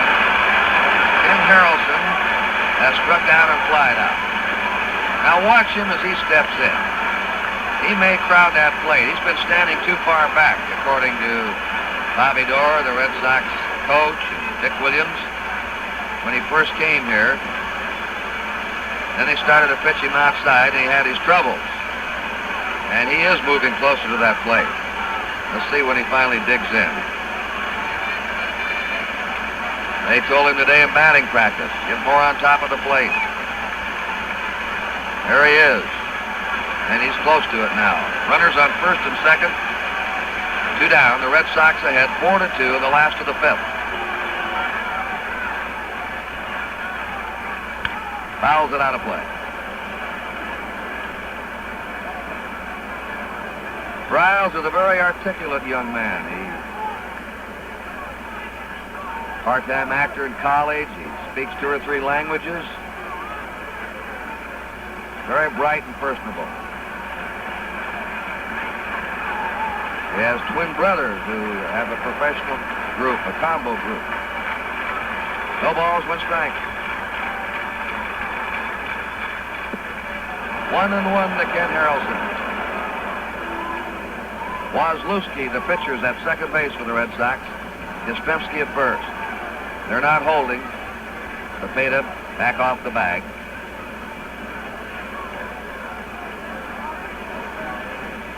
Playing Harrelson straight away. He has power when he connects.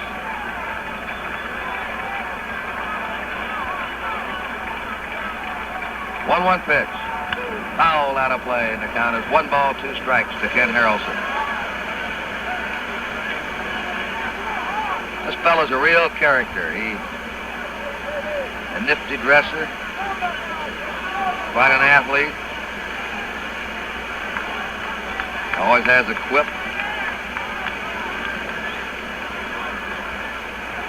Got the nickname the Hawk. If you look at his nose, you'll see why. And he gets a kick out of the nickname. 1 ball, 2 strikes. Pops a curveball up to the right side. Javier out there waiting for it. And the Red Sox are all out in the last of the 5th. They had no runs, no hits, there were no errors, and 2 men left. At the end of the 5th inning, the score is the Red Sox 4 and the Cardinals 2. Of excitement about 2 hours before the game down on the field. Gil Hodges has been named the new manager of the New York Mets, assigned a 3-year contract. And Gil was here, and all the photographers were shooting his picture. It's a natural for the Mets. He was always one of the most popular players, of course, that ever played in Brooklyn and the entire New York area. He did an outstanding job with the Washington Senators. Ken, I think you'll agree. You've observed him there with the Senators, and we wish him well in his new job with the Mets. He certainly do. I know that the American League will miss him very much, and it's a great move, I think, for the New York Mets ball club. He's done a tremendous job with the young Washington team, which I think starting next year is going to start moving upward in the American League race. At the end of 5 innings, the Red Sox 4 runs, 5 hits, 1 error. The Cardinals have 2 runs, 4 hits, no errors. Roger Maris leads it off for the Cardinals in the 6th. Maris has taken a call, 3rd strike, and single to right.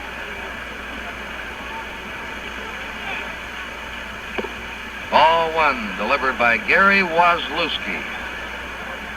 They expect an addition in the Wozlewski family in about 3 weeks. Kensington, Connecticut. Ball 2, 2-0. Well, so far, in what many veteran observers have called the biggest gamble in World Series history, has paid off for the Red Sox, but there are 4 more innings to go. Wozlewski's never pitched a complete game in the majors. Has won only 2 games in the major leagues. Twice he's been sent back to the minors this year. He had a bad back and a sore elbow at times. 3-0, the first 3-0 count he's had in the game. He's been very sharp with his control. He had a 2-0 count on 1 batter. And this is the first time he's had a 3-ball count on anybody. There's ball 4. He walks Maris on 4 pitches. And now we get some action in the Red Sox bullpen. John Wyatt is starting to warm up. Here's manager Dick Williams coming out.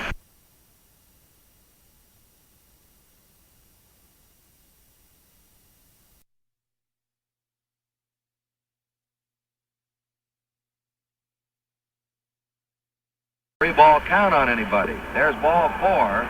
He walks Maris on 4 pitches, and now we get some action in the Red Sox bullpen. John Wyatt is starting to warm up. Here's manager Dick Williams coming out. Williams is a hunch manager. All year long, he's played a hot hand. When somebody does something, he's right in there the next day.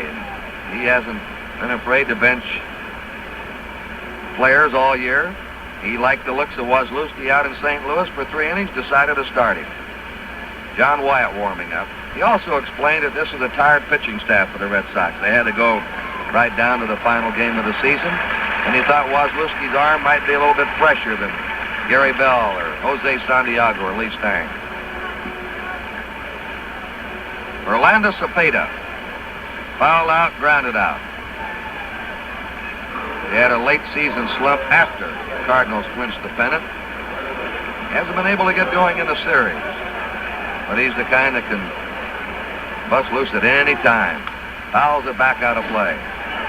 We talked to first base coach Dick Sisler before the game of the Cardinals, asked him about Cepeda, and he said he thought Orlando came in and tried to hit the fence in the first 2 games and may have started pressing, but he looked good in batting practice yesterday when the Cardinals worked out here.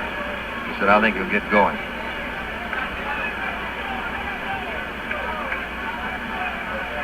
Of course, when your cleanup man doesn't hit it, it's trouble. Maris at first. Nobody out. The 1-strike pitch. Cepeda fouls it back out of play at strike 2. Tim McCarver's on deck.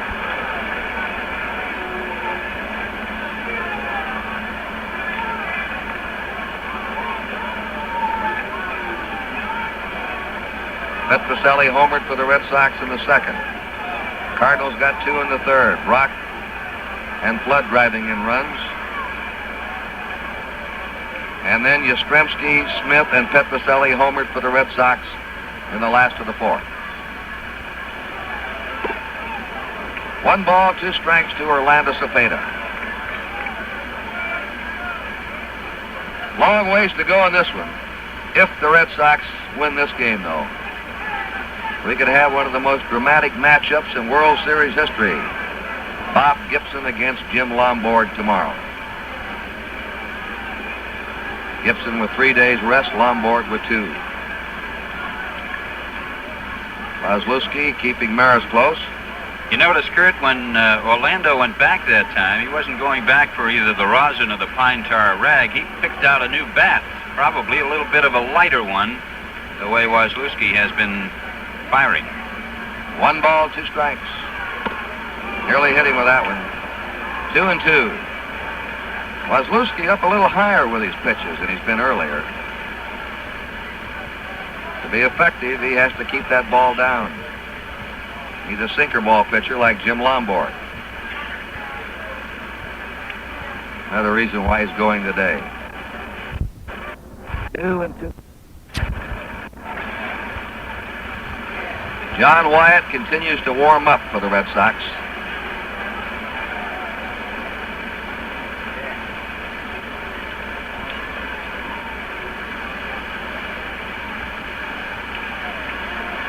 Time called.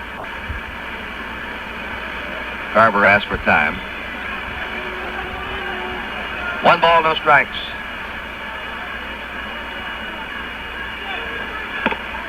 Two and nothing. Wazlewski's control, not as sharp this inning as it has been previously.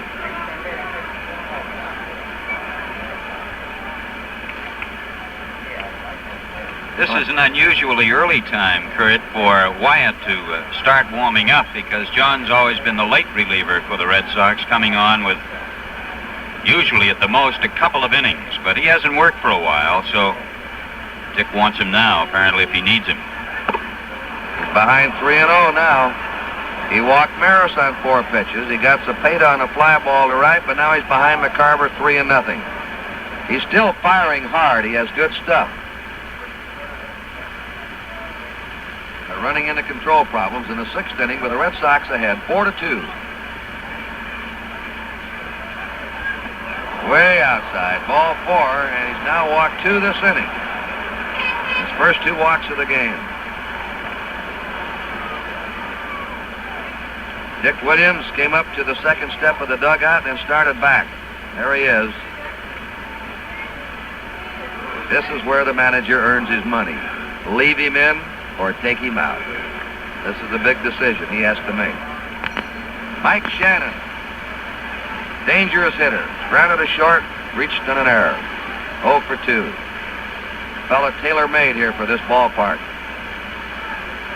Wozlewski says, I'm all right.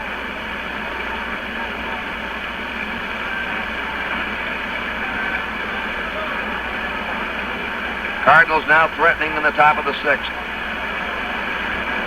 1 away, runners on first and second. Red Sox ahead 4-2.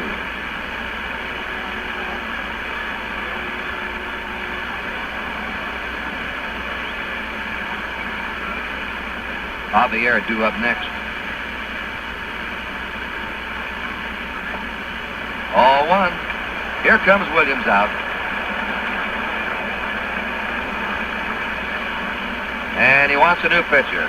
Gary Wozlewski runs into control problems in the 6th, but will leave the ball game ahead and is going to get a big ovation, I know, from this crowd. An unbelievable story. On September 1st, he was not eligible for the World Series. The Red Sox had to ask the Commissioner of Baseball for permission, and then the Cardinals, who gave the Red Sox permission to put him on their roster. And it came about because Darrell Brandon came up with a bum arm. Sparky Lyle, a left-hander, also with a bad arm. And Wozlewski started the day. John Wyatt will come in to relieve him with runners on first and second, 1 out, 1 ball, no strikes on Mike Shannon. And as soon as Wozlewski leaves that mound and starts to the dugout, these Red Sox fans will give him a big ovation.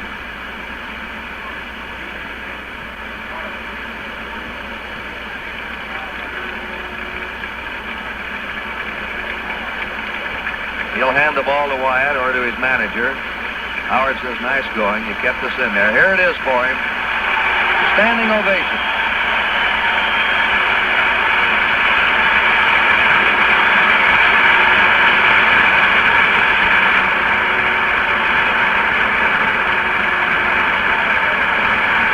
There's a break in the action here at Fenway Park. The score, the Boston Red Sox 4, the St. Louis Cardinals 2.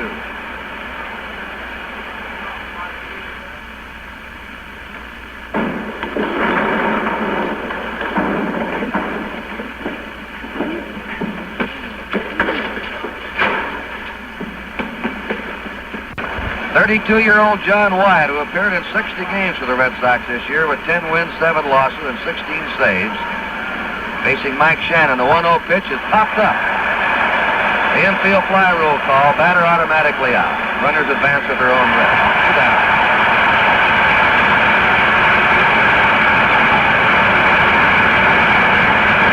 Wyatt, by the way, was originally signed by the Cardinals after graduating from high school in Buffalo, New York. Born in Chicago, he's a big real estate operator now in Kansas City. Has a couple of apartment buildings there. Julian Javier doubled off the top of the wall, narrowly missed the home run in the 3rd. He popped out in the 4th. A brilliant all-around series. He's had 7 hits in this series and has played a mess of second base. He's been great in the field. Roger Maris at second. McCarver at first, 2 down. Ball 1. John Wyatt pitched 2 scoreless innings in relief in the first game.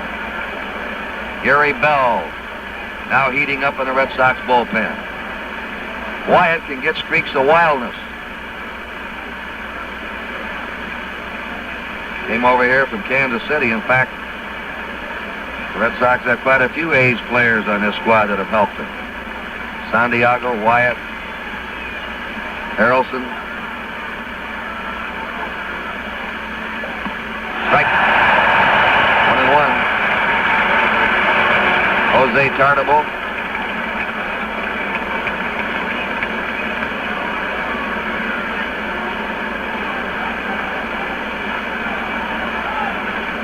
1 ball, 1 strike to Javier.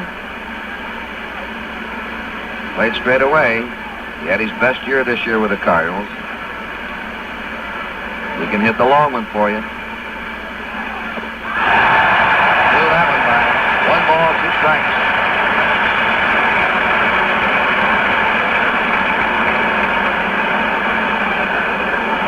Curt, John is, as you mentioned, 32 years old, and he has done an awful lot of Major League relief pitching. And this year, his relief work has been spotted. In other words, there have been times when he's had tremendous speed, and then if he's worked too often, he loses a little of the edge on it. So they've had to kind of work him carefully in relief, and when they have done so, he's been tremendously effective. Right now he's working with a count of 1 ball, 2 strikes to Javier. Fouled into the seats, back of the Red Sox dugout.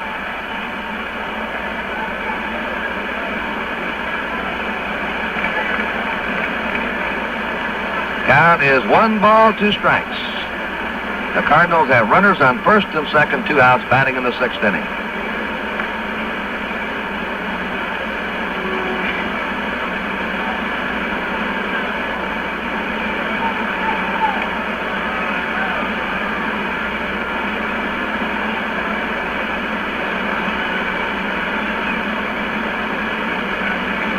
Runners have their leads.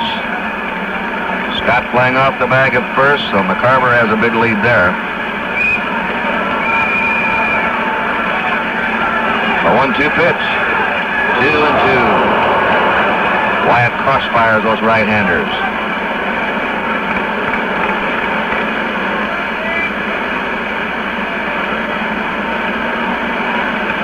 It hasn't been announced officially, but many of you may wonder, what did the players get out of this World Series? The winner, roughly about $8,900 apiece per full share, and the losers around $5,600 per full share. Figured on the first 4 games. Ground ball to Foy. Has to make the play to first. Just got him there. Javier arguing. Roger Maris is unhappy. Foy at first looked to second. And Javier, who can go down that line, just out, and the Cards are unhappy about it. Here's the replay on the play as the ball went to Foy, who looked toward second and then decided to go to first. A close play at first place, and that takes care of the Cardinals in the 6th inning. So after 5 1/2, it's Boston 4 and St. Louis 2.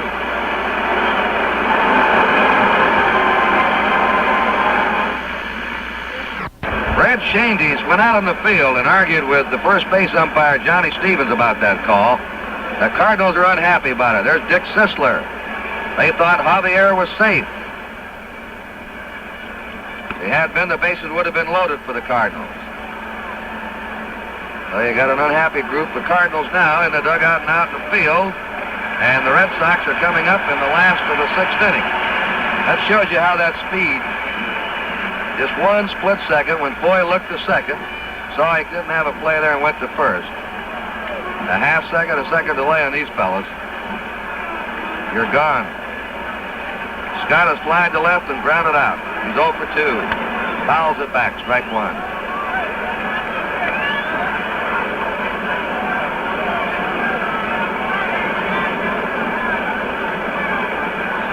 Nelson Bryles, the 3rd pitcher for the Cardinals. Hughes started. Willis in relief, and now Bryles. A strike. Watch Bryles as he delivers the ball. He always falls to the first base side of the mound. Some people have been wondering if you can bunt on him. Nobody's tried yet here in the World Series. But he winds up his delivery a lot like Jim Bunning used to do in the American League, falling over to that first base side. There's a ball hit right back. He recovered and throws him out. It nearly got by. They like you to come off that mound, and when you finish your delivery, be squarely facing the plate, up on the balls of your feet, ready to move either way. That was a good fielding play by Bryles. 1 out. Nobody on. Young Reggie Smith flied out and hammered a home run to right field in the fourth. He's hit 2 homers in this series. Yastrzemski's hit 3. Smith's hit 2. 4-2, Red Sox leading. Bounding ball to second baseman Javier. An easy play for him, and they're 2 down. Rico Petrocelli has a chance to try George Herman Bruce all-time record of 3 World Series homers in 1 game. Petrocelli homered in the second. He homered in the fourth. He's had 2 homers in 1 game, so is Yastrzemski in this series. 2 down, nobody on. Elston Howard on deck. Foul back. 0-1. Jack LeMahieu loosening up for the Red Sox as Elston Howard crouches on deck.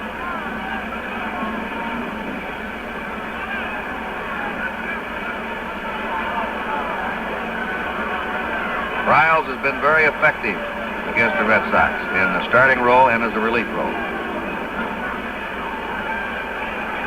1 strike to Petrocelli. Popped the inside pitch up. Javier's lost it. Maris comes on. Javier had lost it in the sun, but Maris was right there to grab it. That's the sun field, right field at Fenway Park. So it's 3 up, 3 down. And at the end of the 6th inning to score, the Boston Red Sox 4, the St. Louis Cardinals 2. Tonight on the Music Hall, see Tin Pan Alley Today, starring George Burns, Nancy Ames, Dick Cavett, Harper's Bazaar, Sergio Mendes, and Brazil 66, Tony Tanner, and Dionne Warwick. Tonight at 9, 8 Central Time on NBC. We're going now to the 7th inning. There's Warren Giles, the president of the National League. Jose Tartabull has gone to right field for the Red Sox. Dal Maxville leads off for the Cardinals, hits a high fly out to right center. Ranging back is Reggie Smith. 1 out. A pinch hitter now coming up, Bobby Tolan. Only 21. And the Cardinals think he's going to be a great one. There's Jose Tartabull in right field. Bobby Tolan lives in Los Angeles. He's a cousin of the late Eddie Tolan, a gold medal winner in the 100 and 200 meter dashes in the 1932 Olympics.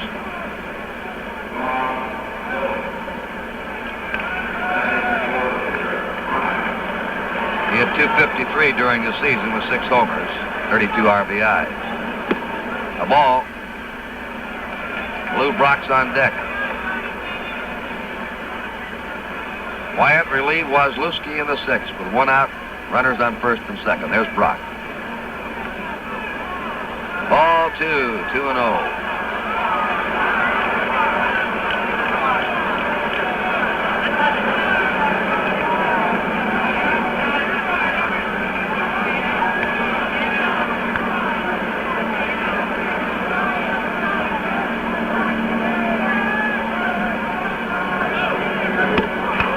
Nothing.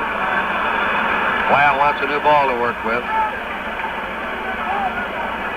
You can get fits of wildness too.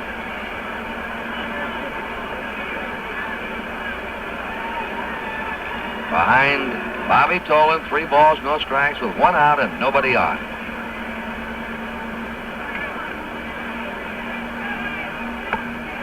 Walked him on 4 pitches. That puts a fast man on for the Cardinals. They go to the top of the order now, Lou Brock, who has struck out, single to right, grounded out. He's knocked in a run, he scored a run, and he's stolen a base in the game. Gary Bell, once again, warming up for the Red Sox.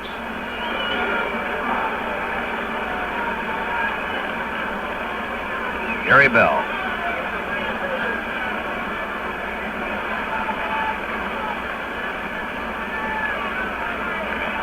Jack LeMahieu warming up for the Cardinals. Red Sox 4, the Cardinals 2 in the top of the 7th. There's a high drive to deep right. This may be a tie ball game. It is. Lou Brock hits it up in the right center field bleachers to tie it up. It is now the Red Sox 4 and the Cardinals 4.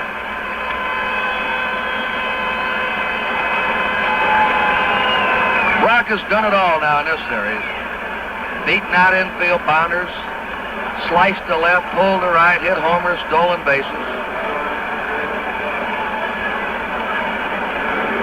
Oh, the base on balls in the late innings usually coming back to haunt you. Now haunted John Wyatt. 1 out, nobody on. The game tied 4-4, and Curt Flood takes the high inside pitch. Brock now has 10 hits in the series and has driven in 3 runs today. His first RBIs of the series, all coming in his 6th game.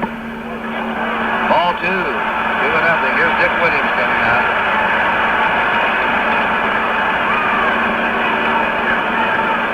You got Maris and Cepeda coming up behind Flood.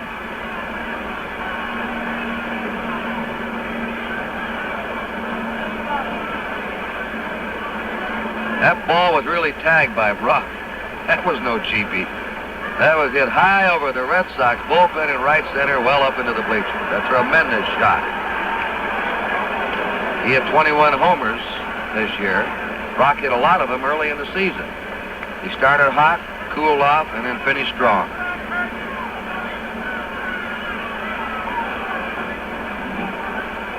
Two balls, no strikes to Curt Flood. Strike at the knees, 2-1. The line score now reads the Cardinals 4 runs, 5 hits, no errors. The Red Sox 4 runs, 5 hits, and 1 error.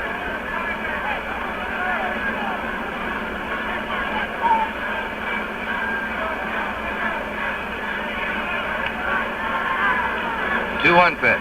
Foul out of play. 2-2.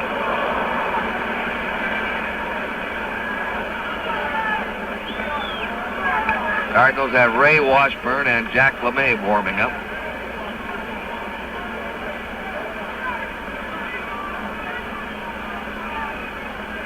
Two and two to Curt Flood. 1 out, nobody on. 3-2.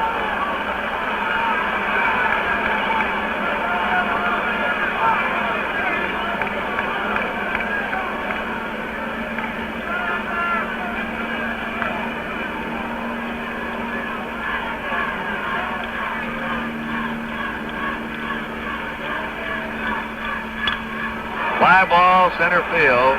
Reggie Smith nearly fell down. I think when that ball came off the bat, he momentarily lost it in the sun and trying to change directions, and you saw him slip just a little bit.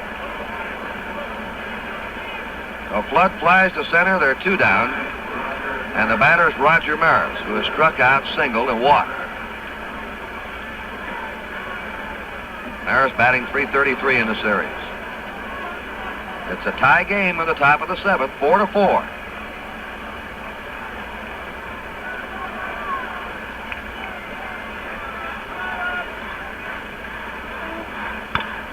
Foul ball over by the Red Sox dugout. Don Fitzpatrick, the Red Sox equipment manager, right by him.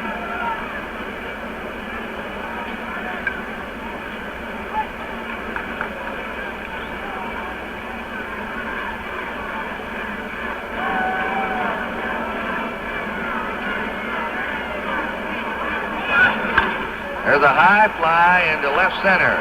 Yastrzemski and Smith will get it. Smith calls for it. And the Cardinals are out, but they tied the ball game in the 7th on Lou Brock's 2-run homer.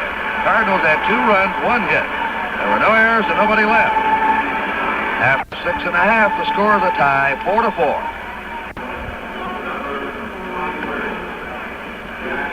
We have a new pitcher now for the Cardinals in the last of the 7th.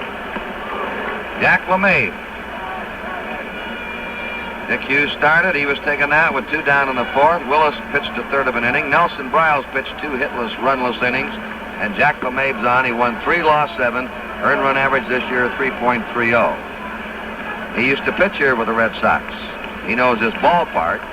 You'd think he'd know the ball club, but 6 of the starters on his team were not with the Red Sox when LeMay was here.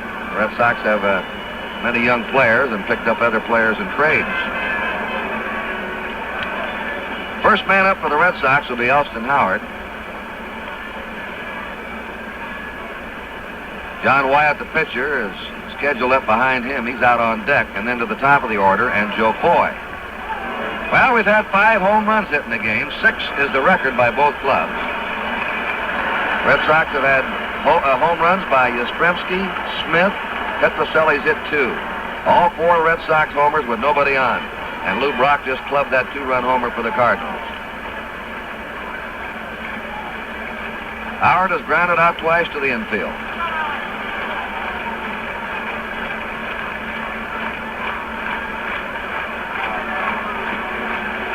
And playing him as a strict opposite field hitter in this series. He doesn't pull the ball the way he used to. Ball 1.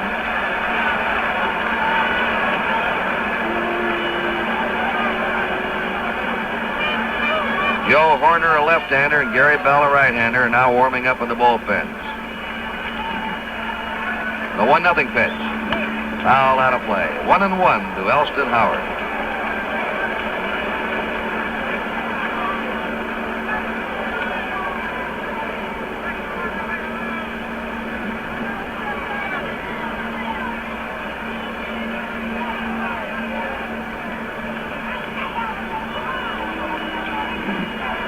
Gary Bell. Joe Horner. 1-1 pitch. He had something on that one, a good fastball. 1 ball, 2 strikes. A lot of stories in the Boston papers that the Cardinals were so confident they were going to wrap it up on Monday. They didn't even pack their bags to come to Boston. That's not true. The Cardinals, if they had not won Monday, knew their plane wouldn't leave for 4 hours after the ball game, and they had time to go home and pack leisurely, and many of them brought their wives here. It wasn't a matter of overconfidence. It was a matter of convenience. 2-2.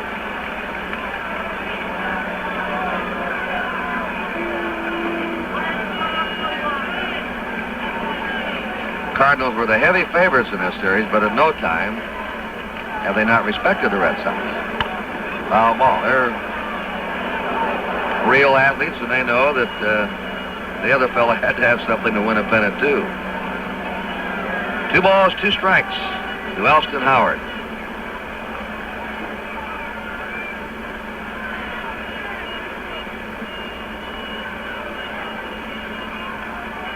He's leading off for the Red Sox in a tie game, last of the 7th. 4-4 the score.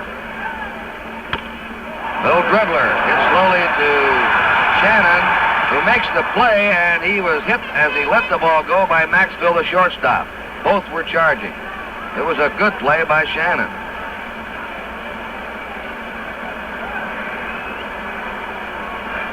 John Wyatt now is being called back, and Dalton Jones is coming up to bat for him. Jones, who has stung the ball in the series for the Red Sox, hitting .353, 6 hits and 17 times up. He was hit on the knee by a foul ball over in St. Louis. Didn't play Monday.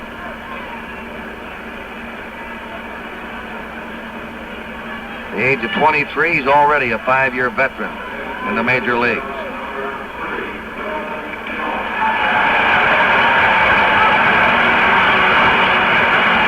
Red Sox have 1 out, nobody on, the last of the 7th. Dalton Jones batting for Wyatt. That means Gary Bell will come on to pitch in the 8th inning.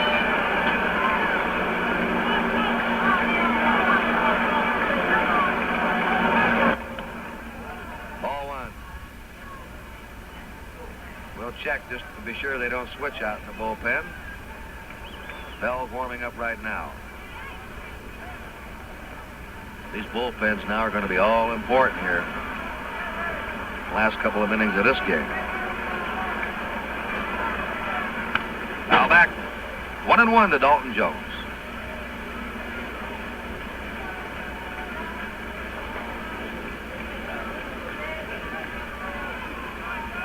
Joe Horner and Gary Bell.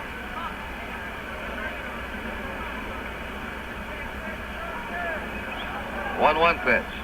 Ball 2. As I was coming up through the stands today, somebody asked me if the umpires got paid for the World Series. They certainly do. In fact, they just got a raise from $4,000 for the series to $5,000. Well deserved. 2 balls and 1 strike. Slams it in the right field for a base hit. Jones on first. 1 out. Joe Foy up at the top of the order. That was the 6th hit for the Red Sox. The Cardinals have 5. Foy has popped up twice and sacrificed.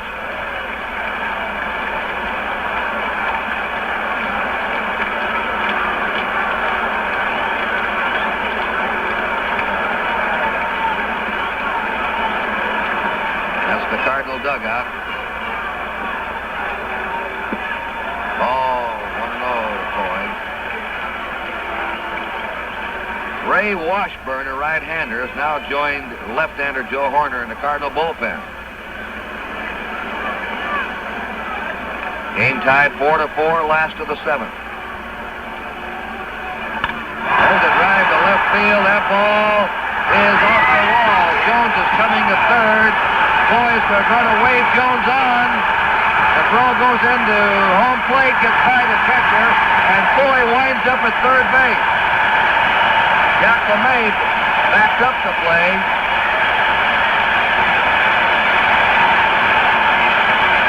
The Red Sox lead 5-4 on the throw to the plate, which was way wide. Foy went around to third. Here's the replay, Ken. A big blow by Joe Foy of the Red Sox, as Lou Brock almost had a shot at that ball. The speedy Cardinal outfielder leaping for it, and then as it ricocheted back, it was hanging loose there, and that's Maxfield all the way out with Brock making the throw in, and Jones safe at home, and the Red Sox are ahead again, 5-4. On the replay, you couldn't see on the wide throw to the plate, Jack LeMay was there to back it up, or Foy might have rounded third and come in to score. And LeMay now is being taken out. Foy gets a double, an RBI for him, and suddenly he's become a very important figure in this World Series. He's sort of been the forgotten man for the Red Sox in the 1st of August on. Jerry Adair played so well that they put him at third and benched Foy, but now Foy bounced back with a sparkling exhibition, playing third base in St. Louis on Monday, and here he is with a big double today. I mentioned Jerry Adair. I would like to, I'll talk about that in a minute. Right now, with Horner, Joe Horner coming in to pitch for the Cardinals, and the break in the action here at Fenway Park, the score, the Boston Red Sox 5 and the St. Louis Cardinals 4. This is Curt Gowdy with Ken Coleman again at Fenway Park. Joe Horner is on to relieve now for the Cardinals, with the Red Sox in the lead 5-4. With 1 out, pinch hitter Dalton Jones single, scores from first on Joe Foy's double. Foy goes to third on the throw to the plate. That's the way the scoring went. Mentioning Jerry Adair, I didn't know this till we got a telegram in St. Louis Monday that Jerry Adair's college coach, one of the best college baseball coaches in America, Toby Green, had died a week ago. And we send our regrets to Mrs. Green and the family, and he did a top job with many players who have come out of Oklahoma State onto the major leagues. Mike Andrews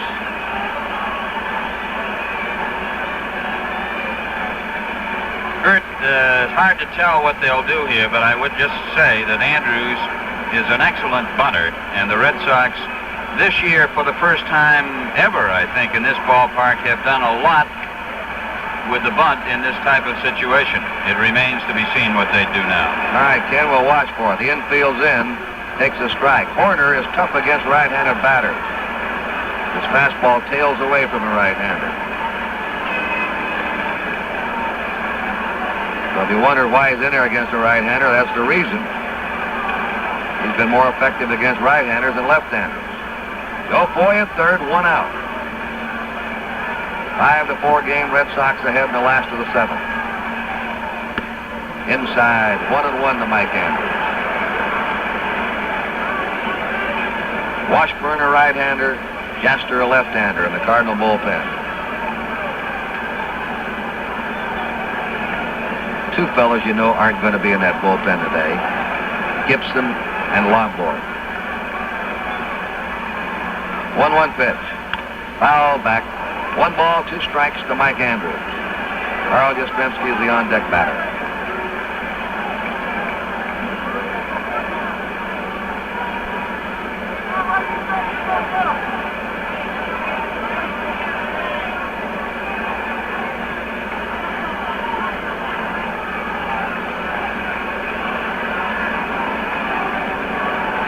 One ball, 2 strikes. Hits it off the fist foul.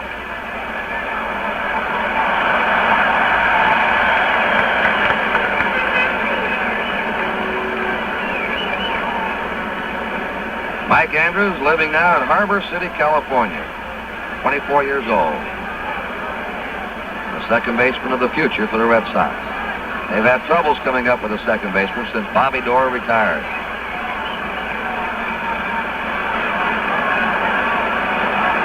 It's a tough position to fill. Here's the 1-2 pitch. Will Foy comes in, and Andrews is on first. And the Red Sox lead now 6-4.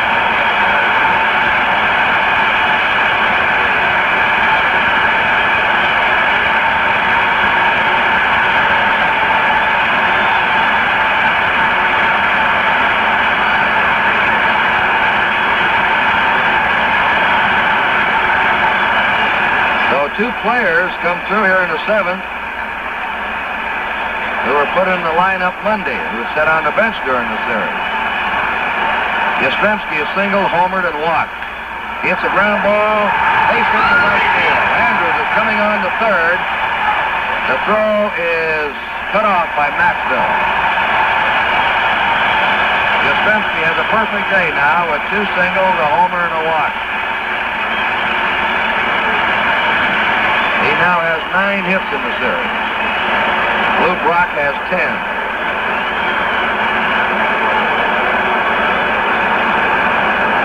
3 hits in a row by Foy, Andrews, Yastrzemski, and Jose Tarnable.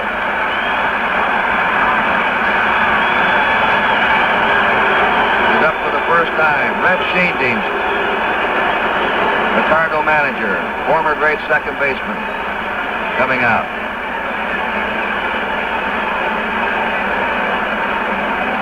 Clutch ball player during his day. He wants a new pitcher.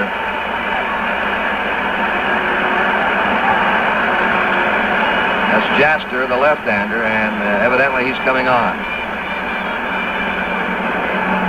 Larry Jaster.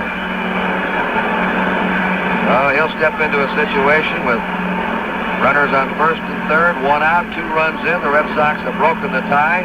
Lou Brock hit a 2-run homer at the top of this inning to tie it for the Cardinals. Now the Cardinals will have to play catch-up baseball again. We just want to remind you that still 2 more innings to go. Anything can happen in this ballpark.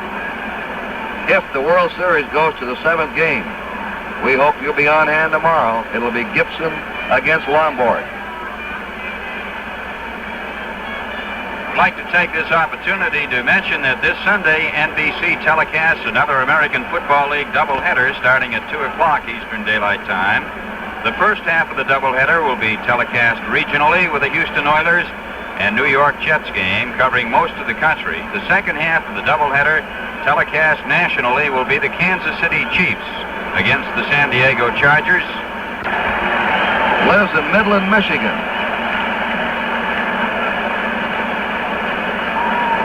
23 years old.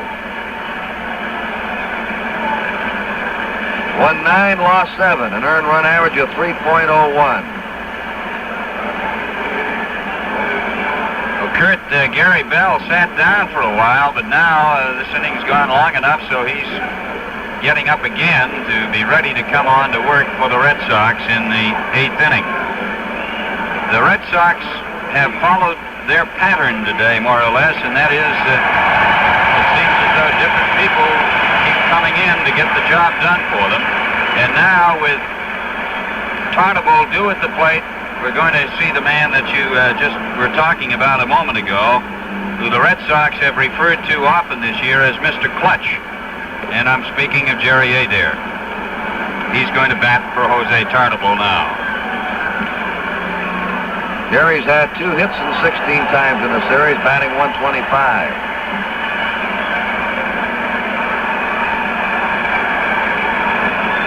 Well, Dick Williams trying to go for a percent here and try and get another run in. With this situation, Curt, that means that George Thomas will go to right field.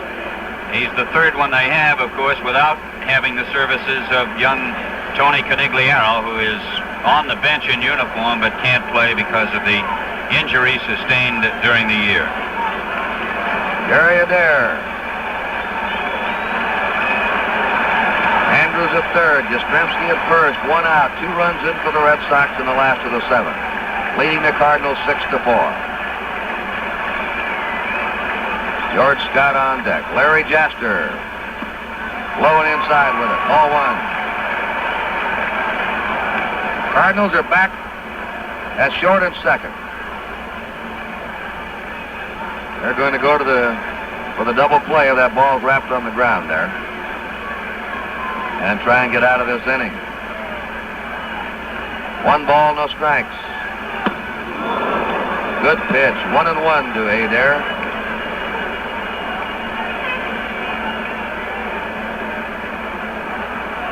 This fella, we remarked the other day, when he smiles, it means something. He doesn't have too much to say. Very quiet. 1 ball, 1 strike. Fouls it out of play, and the count is 1-2 to Jerry Adair. Gary Bell will come in to pitch for the Red Sox in the 8th. There are Andrews and Yastrzemski at third and first, and the Cardinals will have Cepeda, McCarver, and Shannon up in the top of the 8th.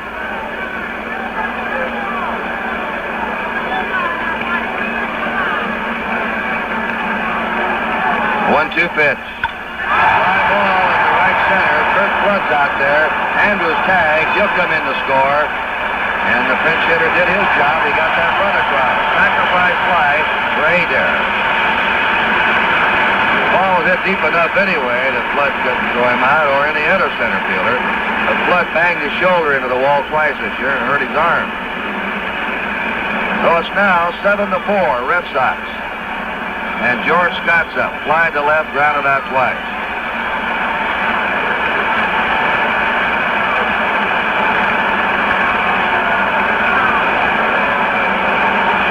Two out. Yastrzemski at first.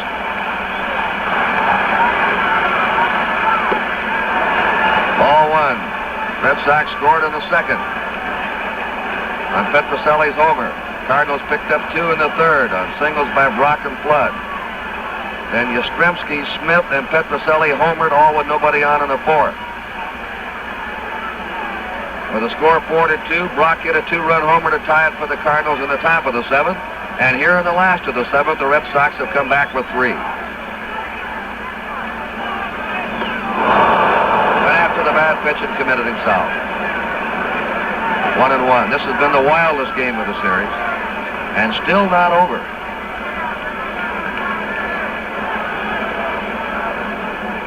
You walk somebody and a little dinky hit of some kind in this ballpark with a couple of on, and one swing of the bat can change it. A hold your breath ballpark.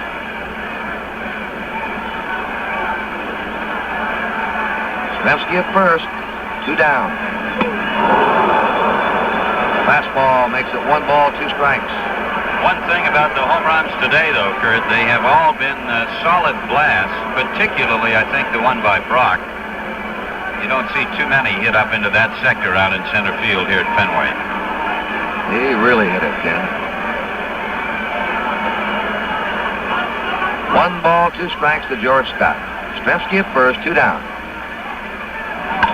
Ground ball to Scott to his right, and the ball sharply, as you saw, to his left. Base hit for Scott. Maxwell was breaking to his right as the ball went to his left toward the bag. So the Red Sox now have had 5 hits in this inning, and the batter is Reggie Smith, who flied to right, hit a home run to right field in the fourth and grounded out in the sixth. He's switch hitting, now batting right-handed against the left-handed pitcher.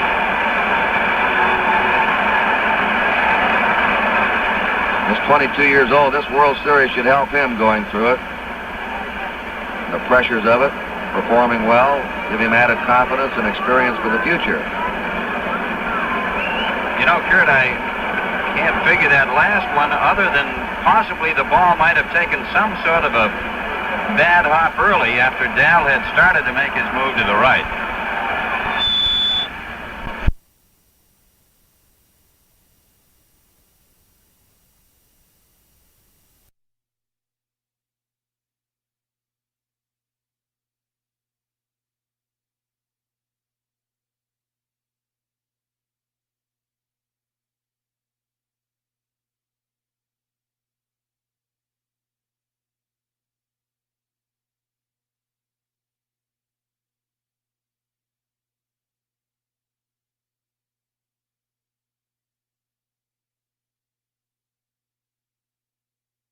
You know, Curt, I can't figure that last one other than possibly the ball might have taken some sort of a bad hop early after Dal had started to make his move to the right.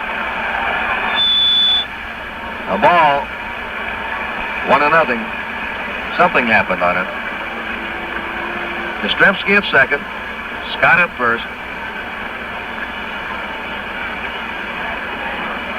2 down, 3 runs in for the Red Sox. They're leading now 7-4 in the last of the 7th. 1 ball, 1 strike to Reggie Smith.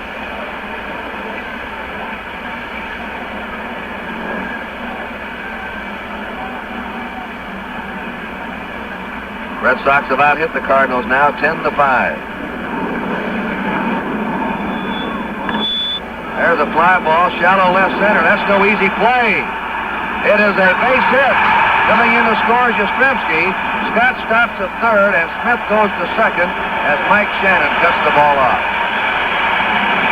A bloop hit by Smith. That's the 4th run for the Red Sox in this last of the 7th. Reggie Smith gets his 2nd RBI of the game. And Billy Muffett, the pitching coach of the Cardinals, is out to the mound again. Rico Petrocelli will be the 9th batter up for the Red Sox. George Scott went to third, and on the throw, which was cut off by third baseman Shannon, Reggie Smith scampered to second and scored a single and an RBI. Ray Washburn, a right-hander, becomes the 7th pitcher for the Cardinals.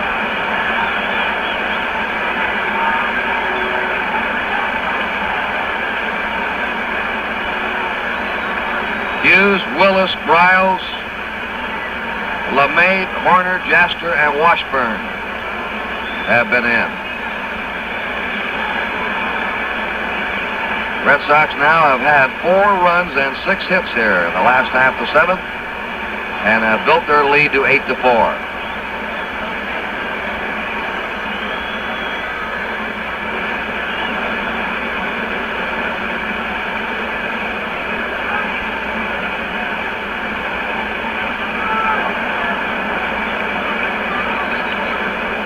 Javier getting his sunglasses. LeMay started the inning. He went at third. He was lifted. Horner came in, pitched to Andrew Yastrzemski, belted for 2 singles. They took him out, brought Jaster in. He's out of there now, and Washburn's in. 4 pitchers here for the Cardinals in the last half of the 7th. That ties the World Series record of the most pitchers in an inning by a club. The Cubs, the Tigers, the Cubs again, and the Indians. You have to go back. The last time this happened was in 1948 when a team used 4 pitchers in 1 inning. The most pitchers used in a game by one team, 9. Or check that, 8 by Cincinnati. In 1961, the Cardinals have used 7 pitchers in this game. Ray Washburn.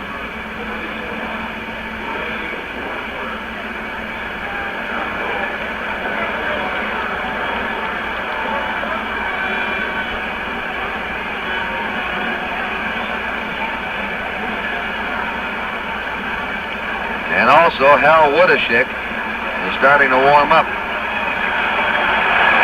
in the Cardinal bullpen. We'll get a shot here. Our director, Eric Coyle, will show you the difference in the two bullpens. One is nearly depleted now, the Cardinal bullpen, and the Red Sox bullpen is loaded out there.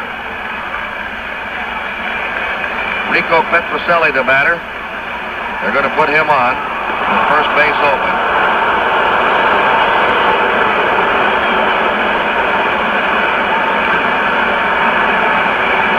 This will load the bases with 2 down and bring up Elston Howard.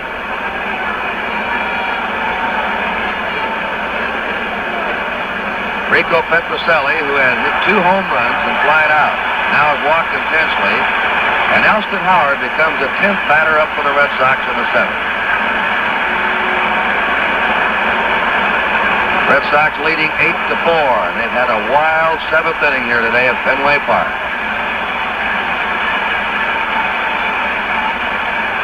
Howard has grounded 3 times. Out. A ball to him. The lead runner at third is George Scott. Reggie Smith at second, and Rico Petrocelli's at first. 2 away, 4 runs in. 1-0 pitch. 1-1 to him. Sinker ball.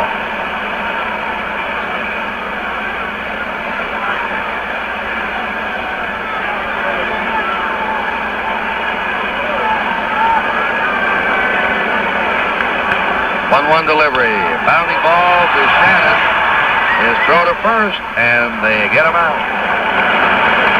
The Red Sox in the 7th had 4 runs. 1, 2, 3, 4, 6 hits. There were no errors and 3 men left. At the end of 7 innings, it's the Red Sox 8 and the Cardinals 4. We pause now for station identification. He'll lead off for the Red Sox, hitting in the 9th spot in the last of the 8th inning.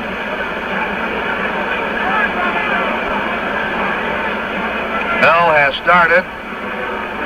He was knocked out by the Cardinals out in St. Louis in the 3rd game. He's relieved also. He's pitched 3 1/3 innings in the series and been smacked for 5 hits and 3 earned runs. So he's facing Orlando Cepeda, who takes ball 1. Cepeda still hasn't been able to come out of his slump. He's fouled out, grounded out, and flied out, 0 for 3. Now 2 out of 22 in the series. 1-1 to him.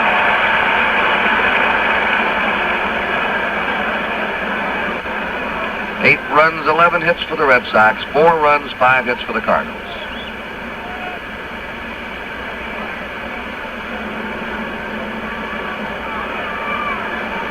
1-1 pitch. Foul out of play. 1 ball, 2 strikes to Cepeda. Bell is not new to bullpen work, Curt. Over in Cleveland, he was a starting pitcher in the early part of his career, then went into the bullpen for about 4 years, and then 2 years ago went back to starting again. So he's had a lot of experience both ways. 1-2 to Orlando Cepeda, the RBI leader of the National League.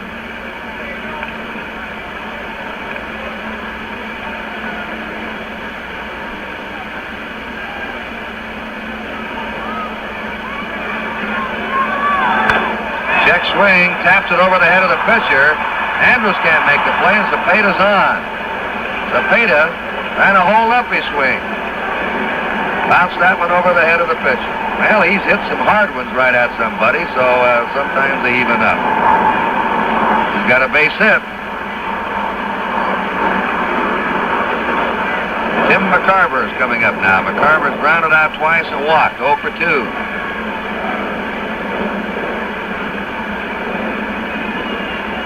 Carver hitting 111 in the series, 2 out of 18. Jose Santiago, a veteran right-hander, and a 19-year-old left-hander, Ken Brett, are warming up for the Red Sox.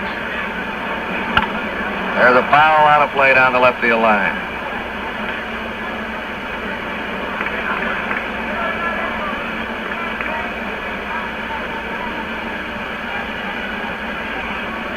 Santiago, the right-hander. Brett, the left-hander. Quite a story on him. He pitched only 2 innings in the major leagues the last week of the season. And Williams wasn't afraid to use him in the World Series in relief.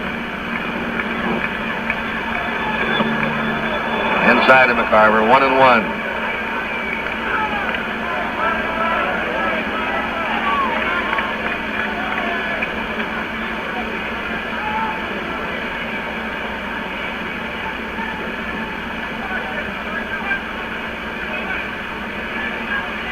One ball, one strike. There's a fly ball hit deep. Yastrzemski chasing that one. One-handed on the warning track. This fellow plays as good as left field as you'll ever want to see. He can go get the ball. Yastrzemski running to his left. He knows that area so well, and there's the catch.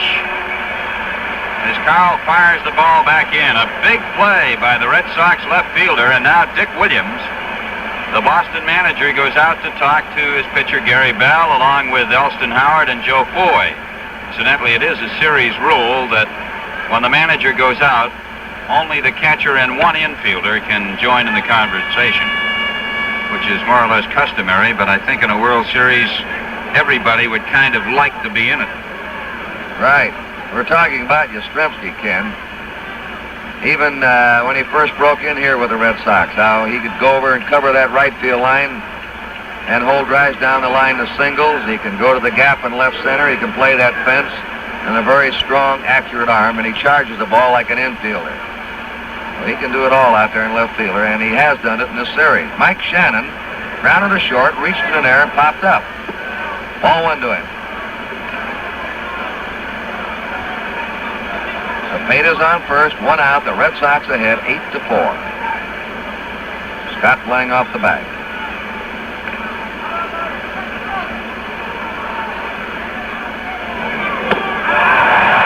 One ball, one strike. Manager Dick Williams didn't like the way McCarver tied into that line drive to left center, so he went out and said something to Bell.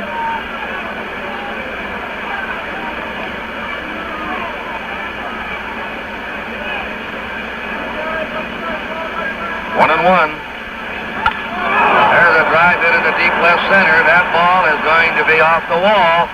Reggie Smith up with it. Cepeda's going to third, and into second is Mike Shannon.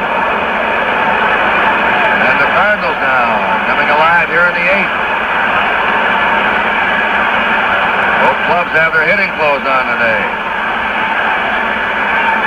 World Series telecast comes to you from Fenway Park in Boston, live in color, exclusively on NBC.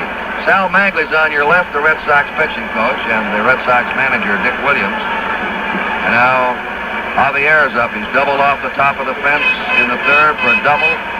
Popped up, grounded out. Just missed a home run there in the third with that drive off the top of the wall. Cardinals have 1 out, runners on second and third.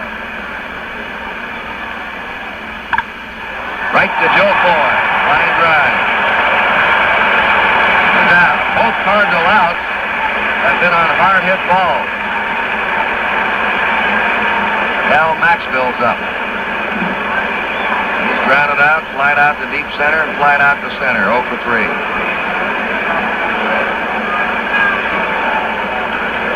Red Sox 8, Cardinals 4. The top of the 8th inning.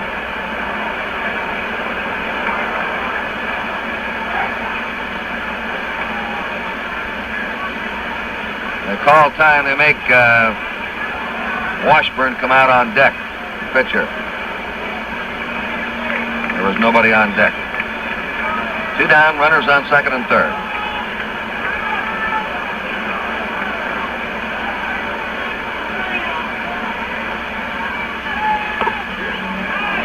Ball 1.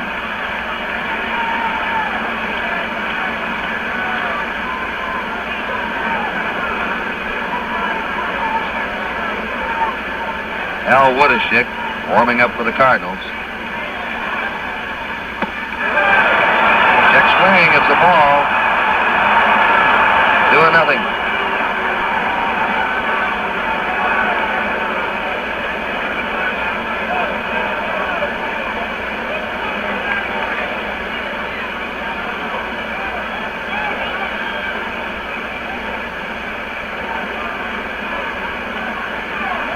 The 2-0 pitch. A strike, 2-1. At third base, Cepeda. Mike Shannon at second. 2 down.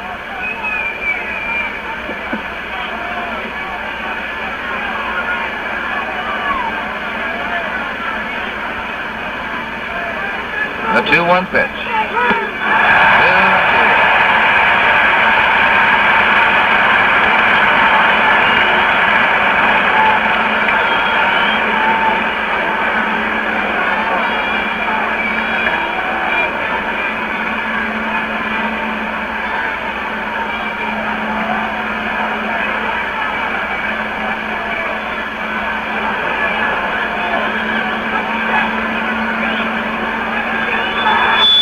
Maxwell fouls it out of play. Maxwell didn't hit for much of an average with the Cardinals, but he got some big hits for him this year.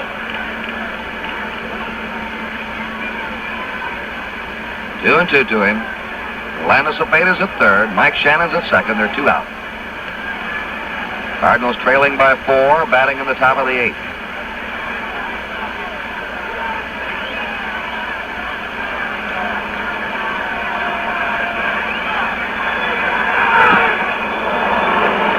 Like a slider that time, just missed. It's 3-2.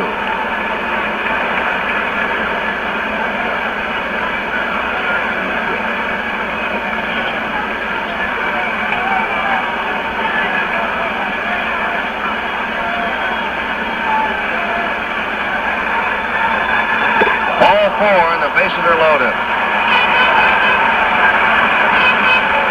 They're calling Ray Washburn back to the Cardinal dugout.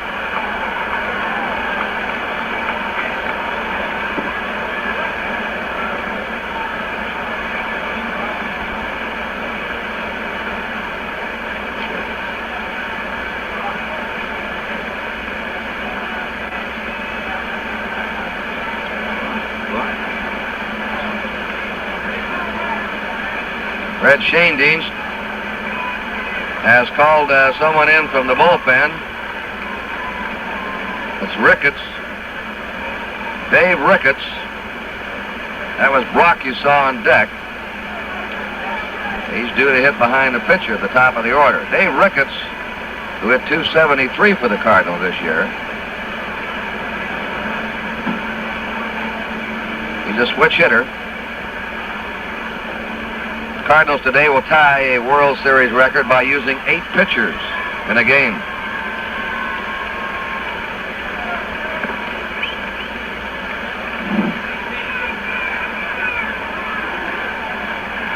Ricketts has been up twice in the series, has had no hits. He was a basketball star at Duquesne. He and his brother helped spark Duquesne to the NIT championship one year. So he comes up with the bases loaded, 2 down in the top of the 8th inning, and the Red Sox ahead 8-4. You just joined us. The Cardinals tied it on Lou Brock's 2-run homer in the top of the 7th. The Red Sox came back with 4 in the last of the 7th. And the Cardinals have 3 on here in the top of the 8th.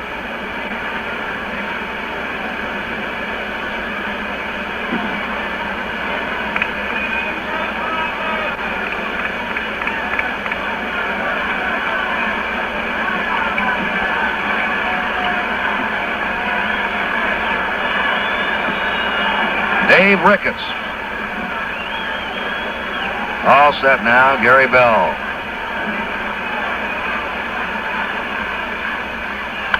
Foul back. 0-1 to Ricketts. Cepeda at third.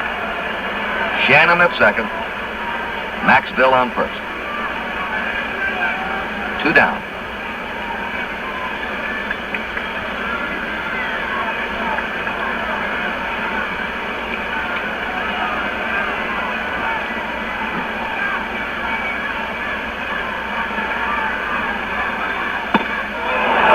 Just missed inside. 1-1.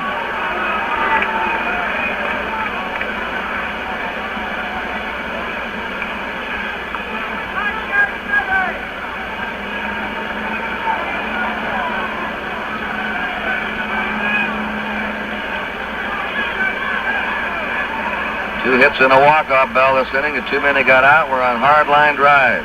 1 ball, 1 strike. There's a fly ball to deep left. Yastrzemski back in the warning path. They got it. Ricketts nearly reached the fence with that one, but not quite. No runs for the Cardinals. 2 hits. There were no errors and 3 men left. In the middle of the 8th, it's the Red Sox 8 and the Cardinals 4. For the Cardinals, tying an all-time World Series record, most pitchers used in a game. And George Thomas will lead off for the Red Sox, hitting in the number 9 spot, then to the top of the order for Joe Foy and Mike Andrews. The Cardinals in the 9th inning will have the top of their order up: Lou Brock, Curt Flood, and Roger Maris. If the Red Sox protect their lead today, Game 7 tomorrow. And a matchup of 2 brilliant pitchers: Bob Gibson for the Cardinals, Jim Lonborg for the Red Sox. Gibson will have 3 days rest, Lonborg 2.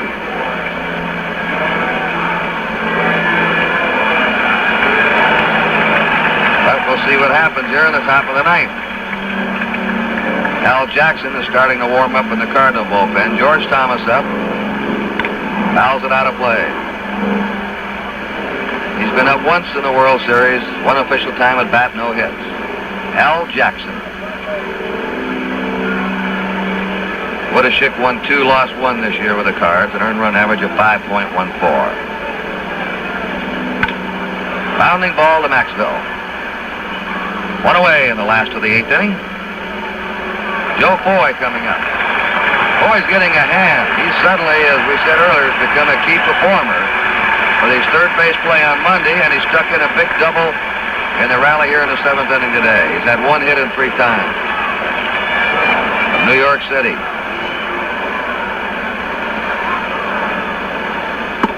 Well, when there have been a lot of rumors that next year the Red Sox, with Tony Conigliaro back in right field, that they would take George Scott, move him to third, put Ken Harrelson on first, and trade Foy. Ball 2, Foy said, no dice. I want to stay right here, and I'm going to see to it they don't trade me. Well, with this World Series play, last 2 games, he may have something to say about it. 2 balls, no strikes. Foul off, 2-1.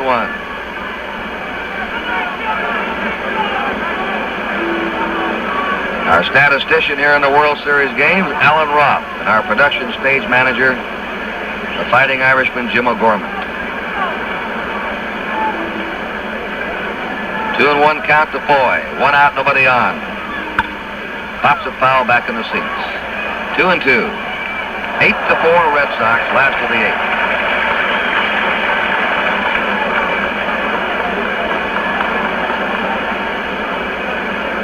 Cat had 9 lives. The Red Sox have had about 99 this year. And if they win this one, hold on, it'll be Game 7 tomorrow. Ball 3. They had to beat the Twins twice in a row on Saturday and Sunday to end the season, to get into this series, and came back here faced with a tough task of beating the Cardinals 2 in a row. The 3-2 delivery to Foy. Hit back to the box. Woodaschick with a peculiar lob over there that nearly got away from him, not quite. He had sort of a half push, half flip on it.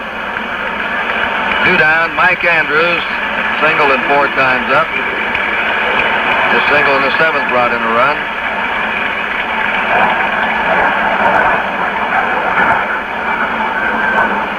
A rangy kid. You take a close look at him. Big chopper, Maxville. The ball took a funny hop on Maxville. Didn't come up to him. And Andrews is on with a base hit. Maxville was over there in back of the bag, and that ball didn't come up for him. Carl Yastrzemski getting a standing ovation.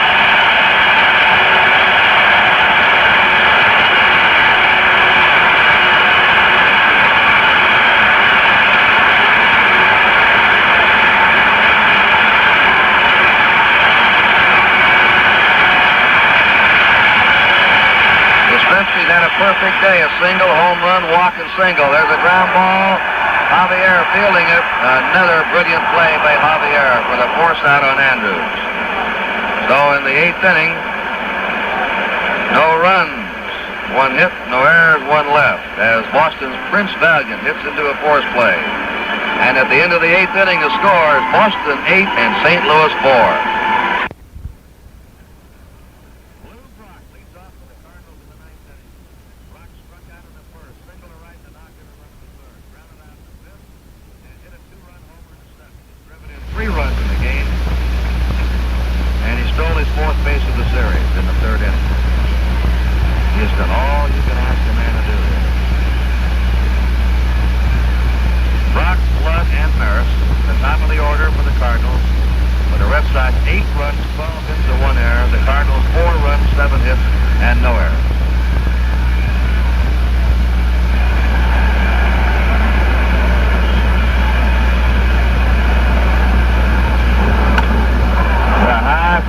Deep right, that one's way back. Thomas crowded against the bullpen and right against the Red Sox bullpen. Another couple of feet and Brock had his second homer of the game. Let's watch this one on the stop action. Here's another look at it as Brock, who hit a tremendous shot earlier, makes another bid, but Thomas leans up to make the catch. 2 outs to go to send this one to Game 7. Curt Flood is grounded out, single, struck out, and flied out.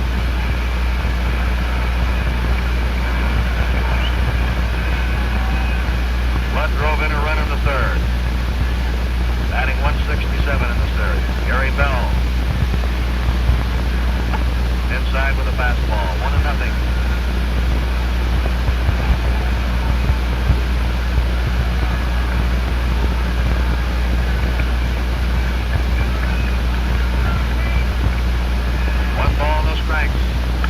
Flood hits the ground ball. Andrews is back of the bag, can't handle it.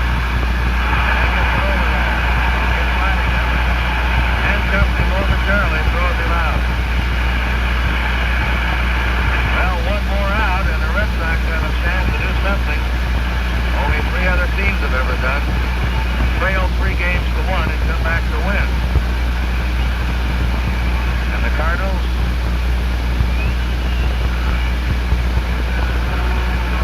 now have Roger Maris up for 2 down.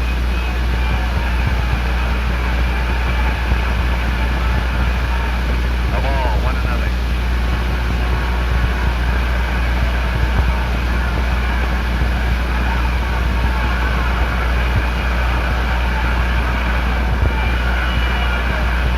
Weatherman says tomorrow, variable cloudiness. There's a pop. The left, Yastrzemski coming strong, can't get it. Picks the ball up and holds it to a single. The Cardinals are still alive. Roger Maris gets his second hit of the game. They asked Jim Lonborg this morning his biggest wish in life. He said for the Red Sox to win the 6th game and then for it to rain for a couple of days. But it will not rain tomorrow, according to the weatherman. Orlando Cepeda, of course, Lonborg wanted some extra rest if the Red Sox could push this to 7. Cepeda has an infield hit in 4 times. 8-4 Red Sox, top of the 9th inning. Cardinals have 2 down with Maris on first.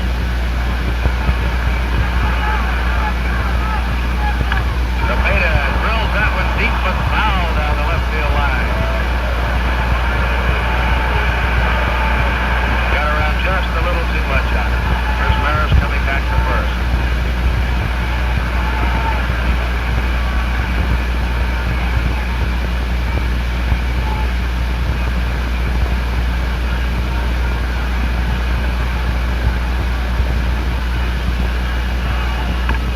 Bounty ball hits the bell. His throw, Game 7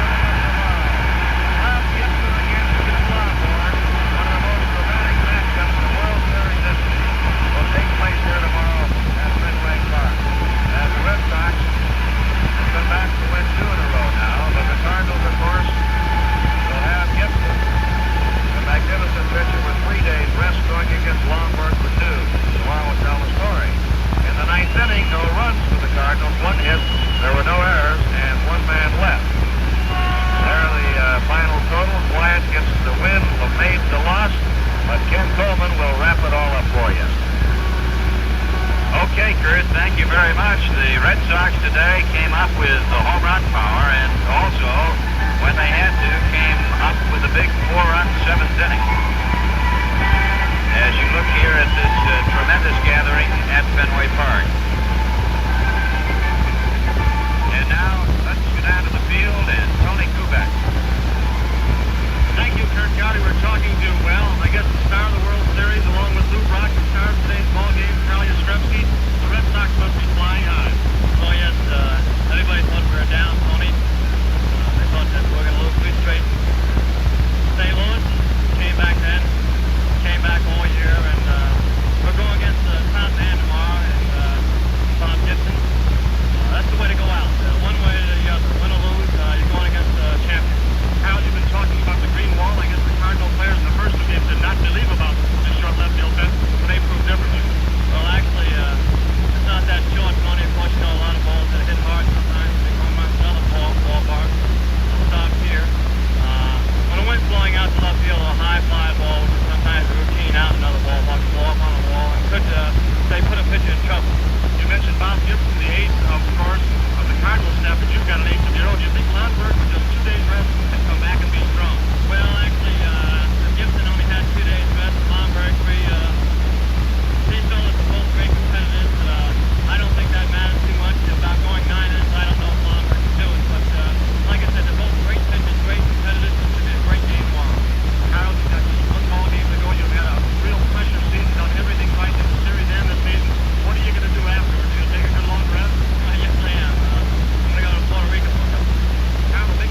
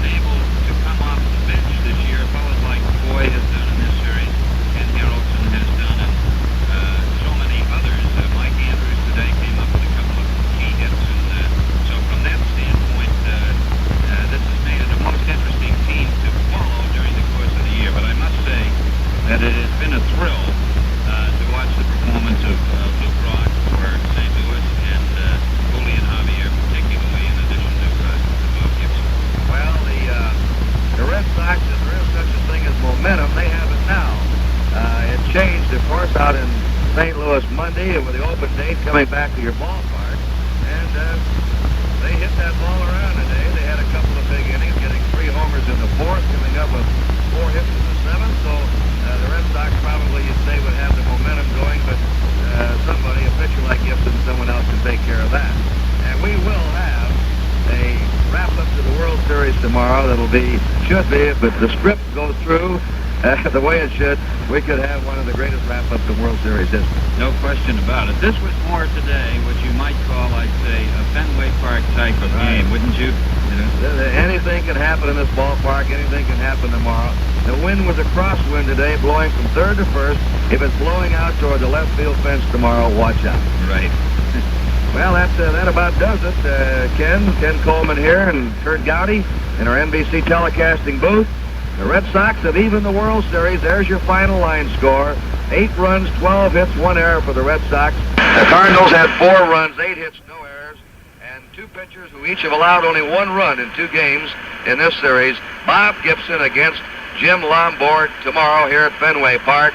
We'll be on the air at 12:30 with our pregame show, and then here at the ballpark at 12:45 and 1 o'clock Eastern Daylight Time. And we want to remind you that this Sunday, NBC telecasts another American Football League doubleheader, starting at 2 o'clock Eastern Daylight Time. The first half of the doubleheader will be telecast nationally with the Oilers against the New York Jets covering most of the country. The second half of the doubleheader on a full network will be the Kansas City Chiefs, the defending AFL champs, against the San Diego Chargers. And Paul Crispin and I will be out there to cover that game for you. Check your local listings for the game and time in your city. So on behalf of Kenny Coleman, Curt Gowdy bidding you good afternoon from Fenway Park. We'll see you here tomorrow for Game 7.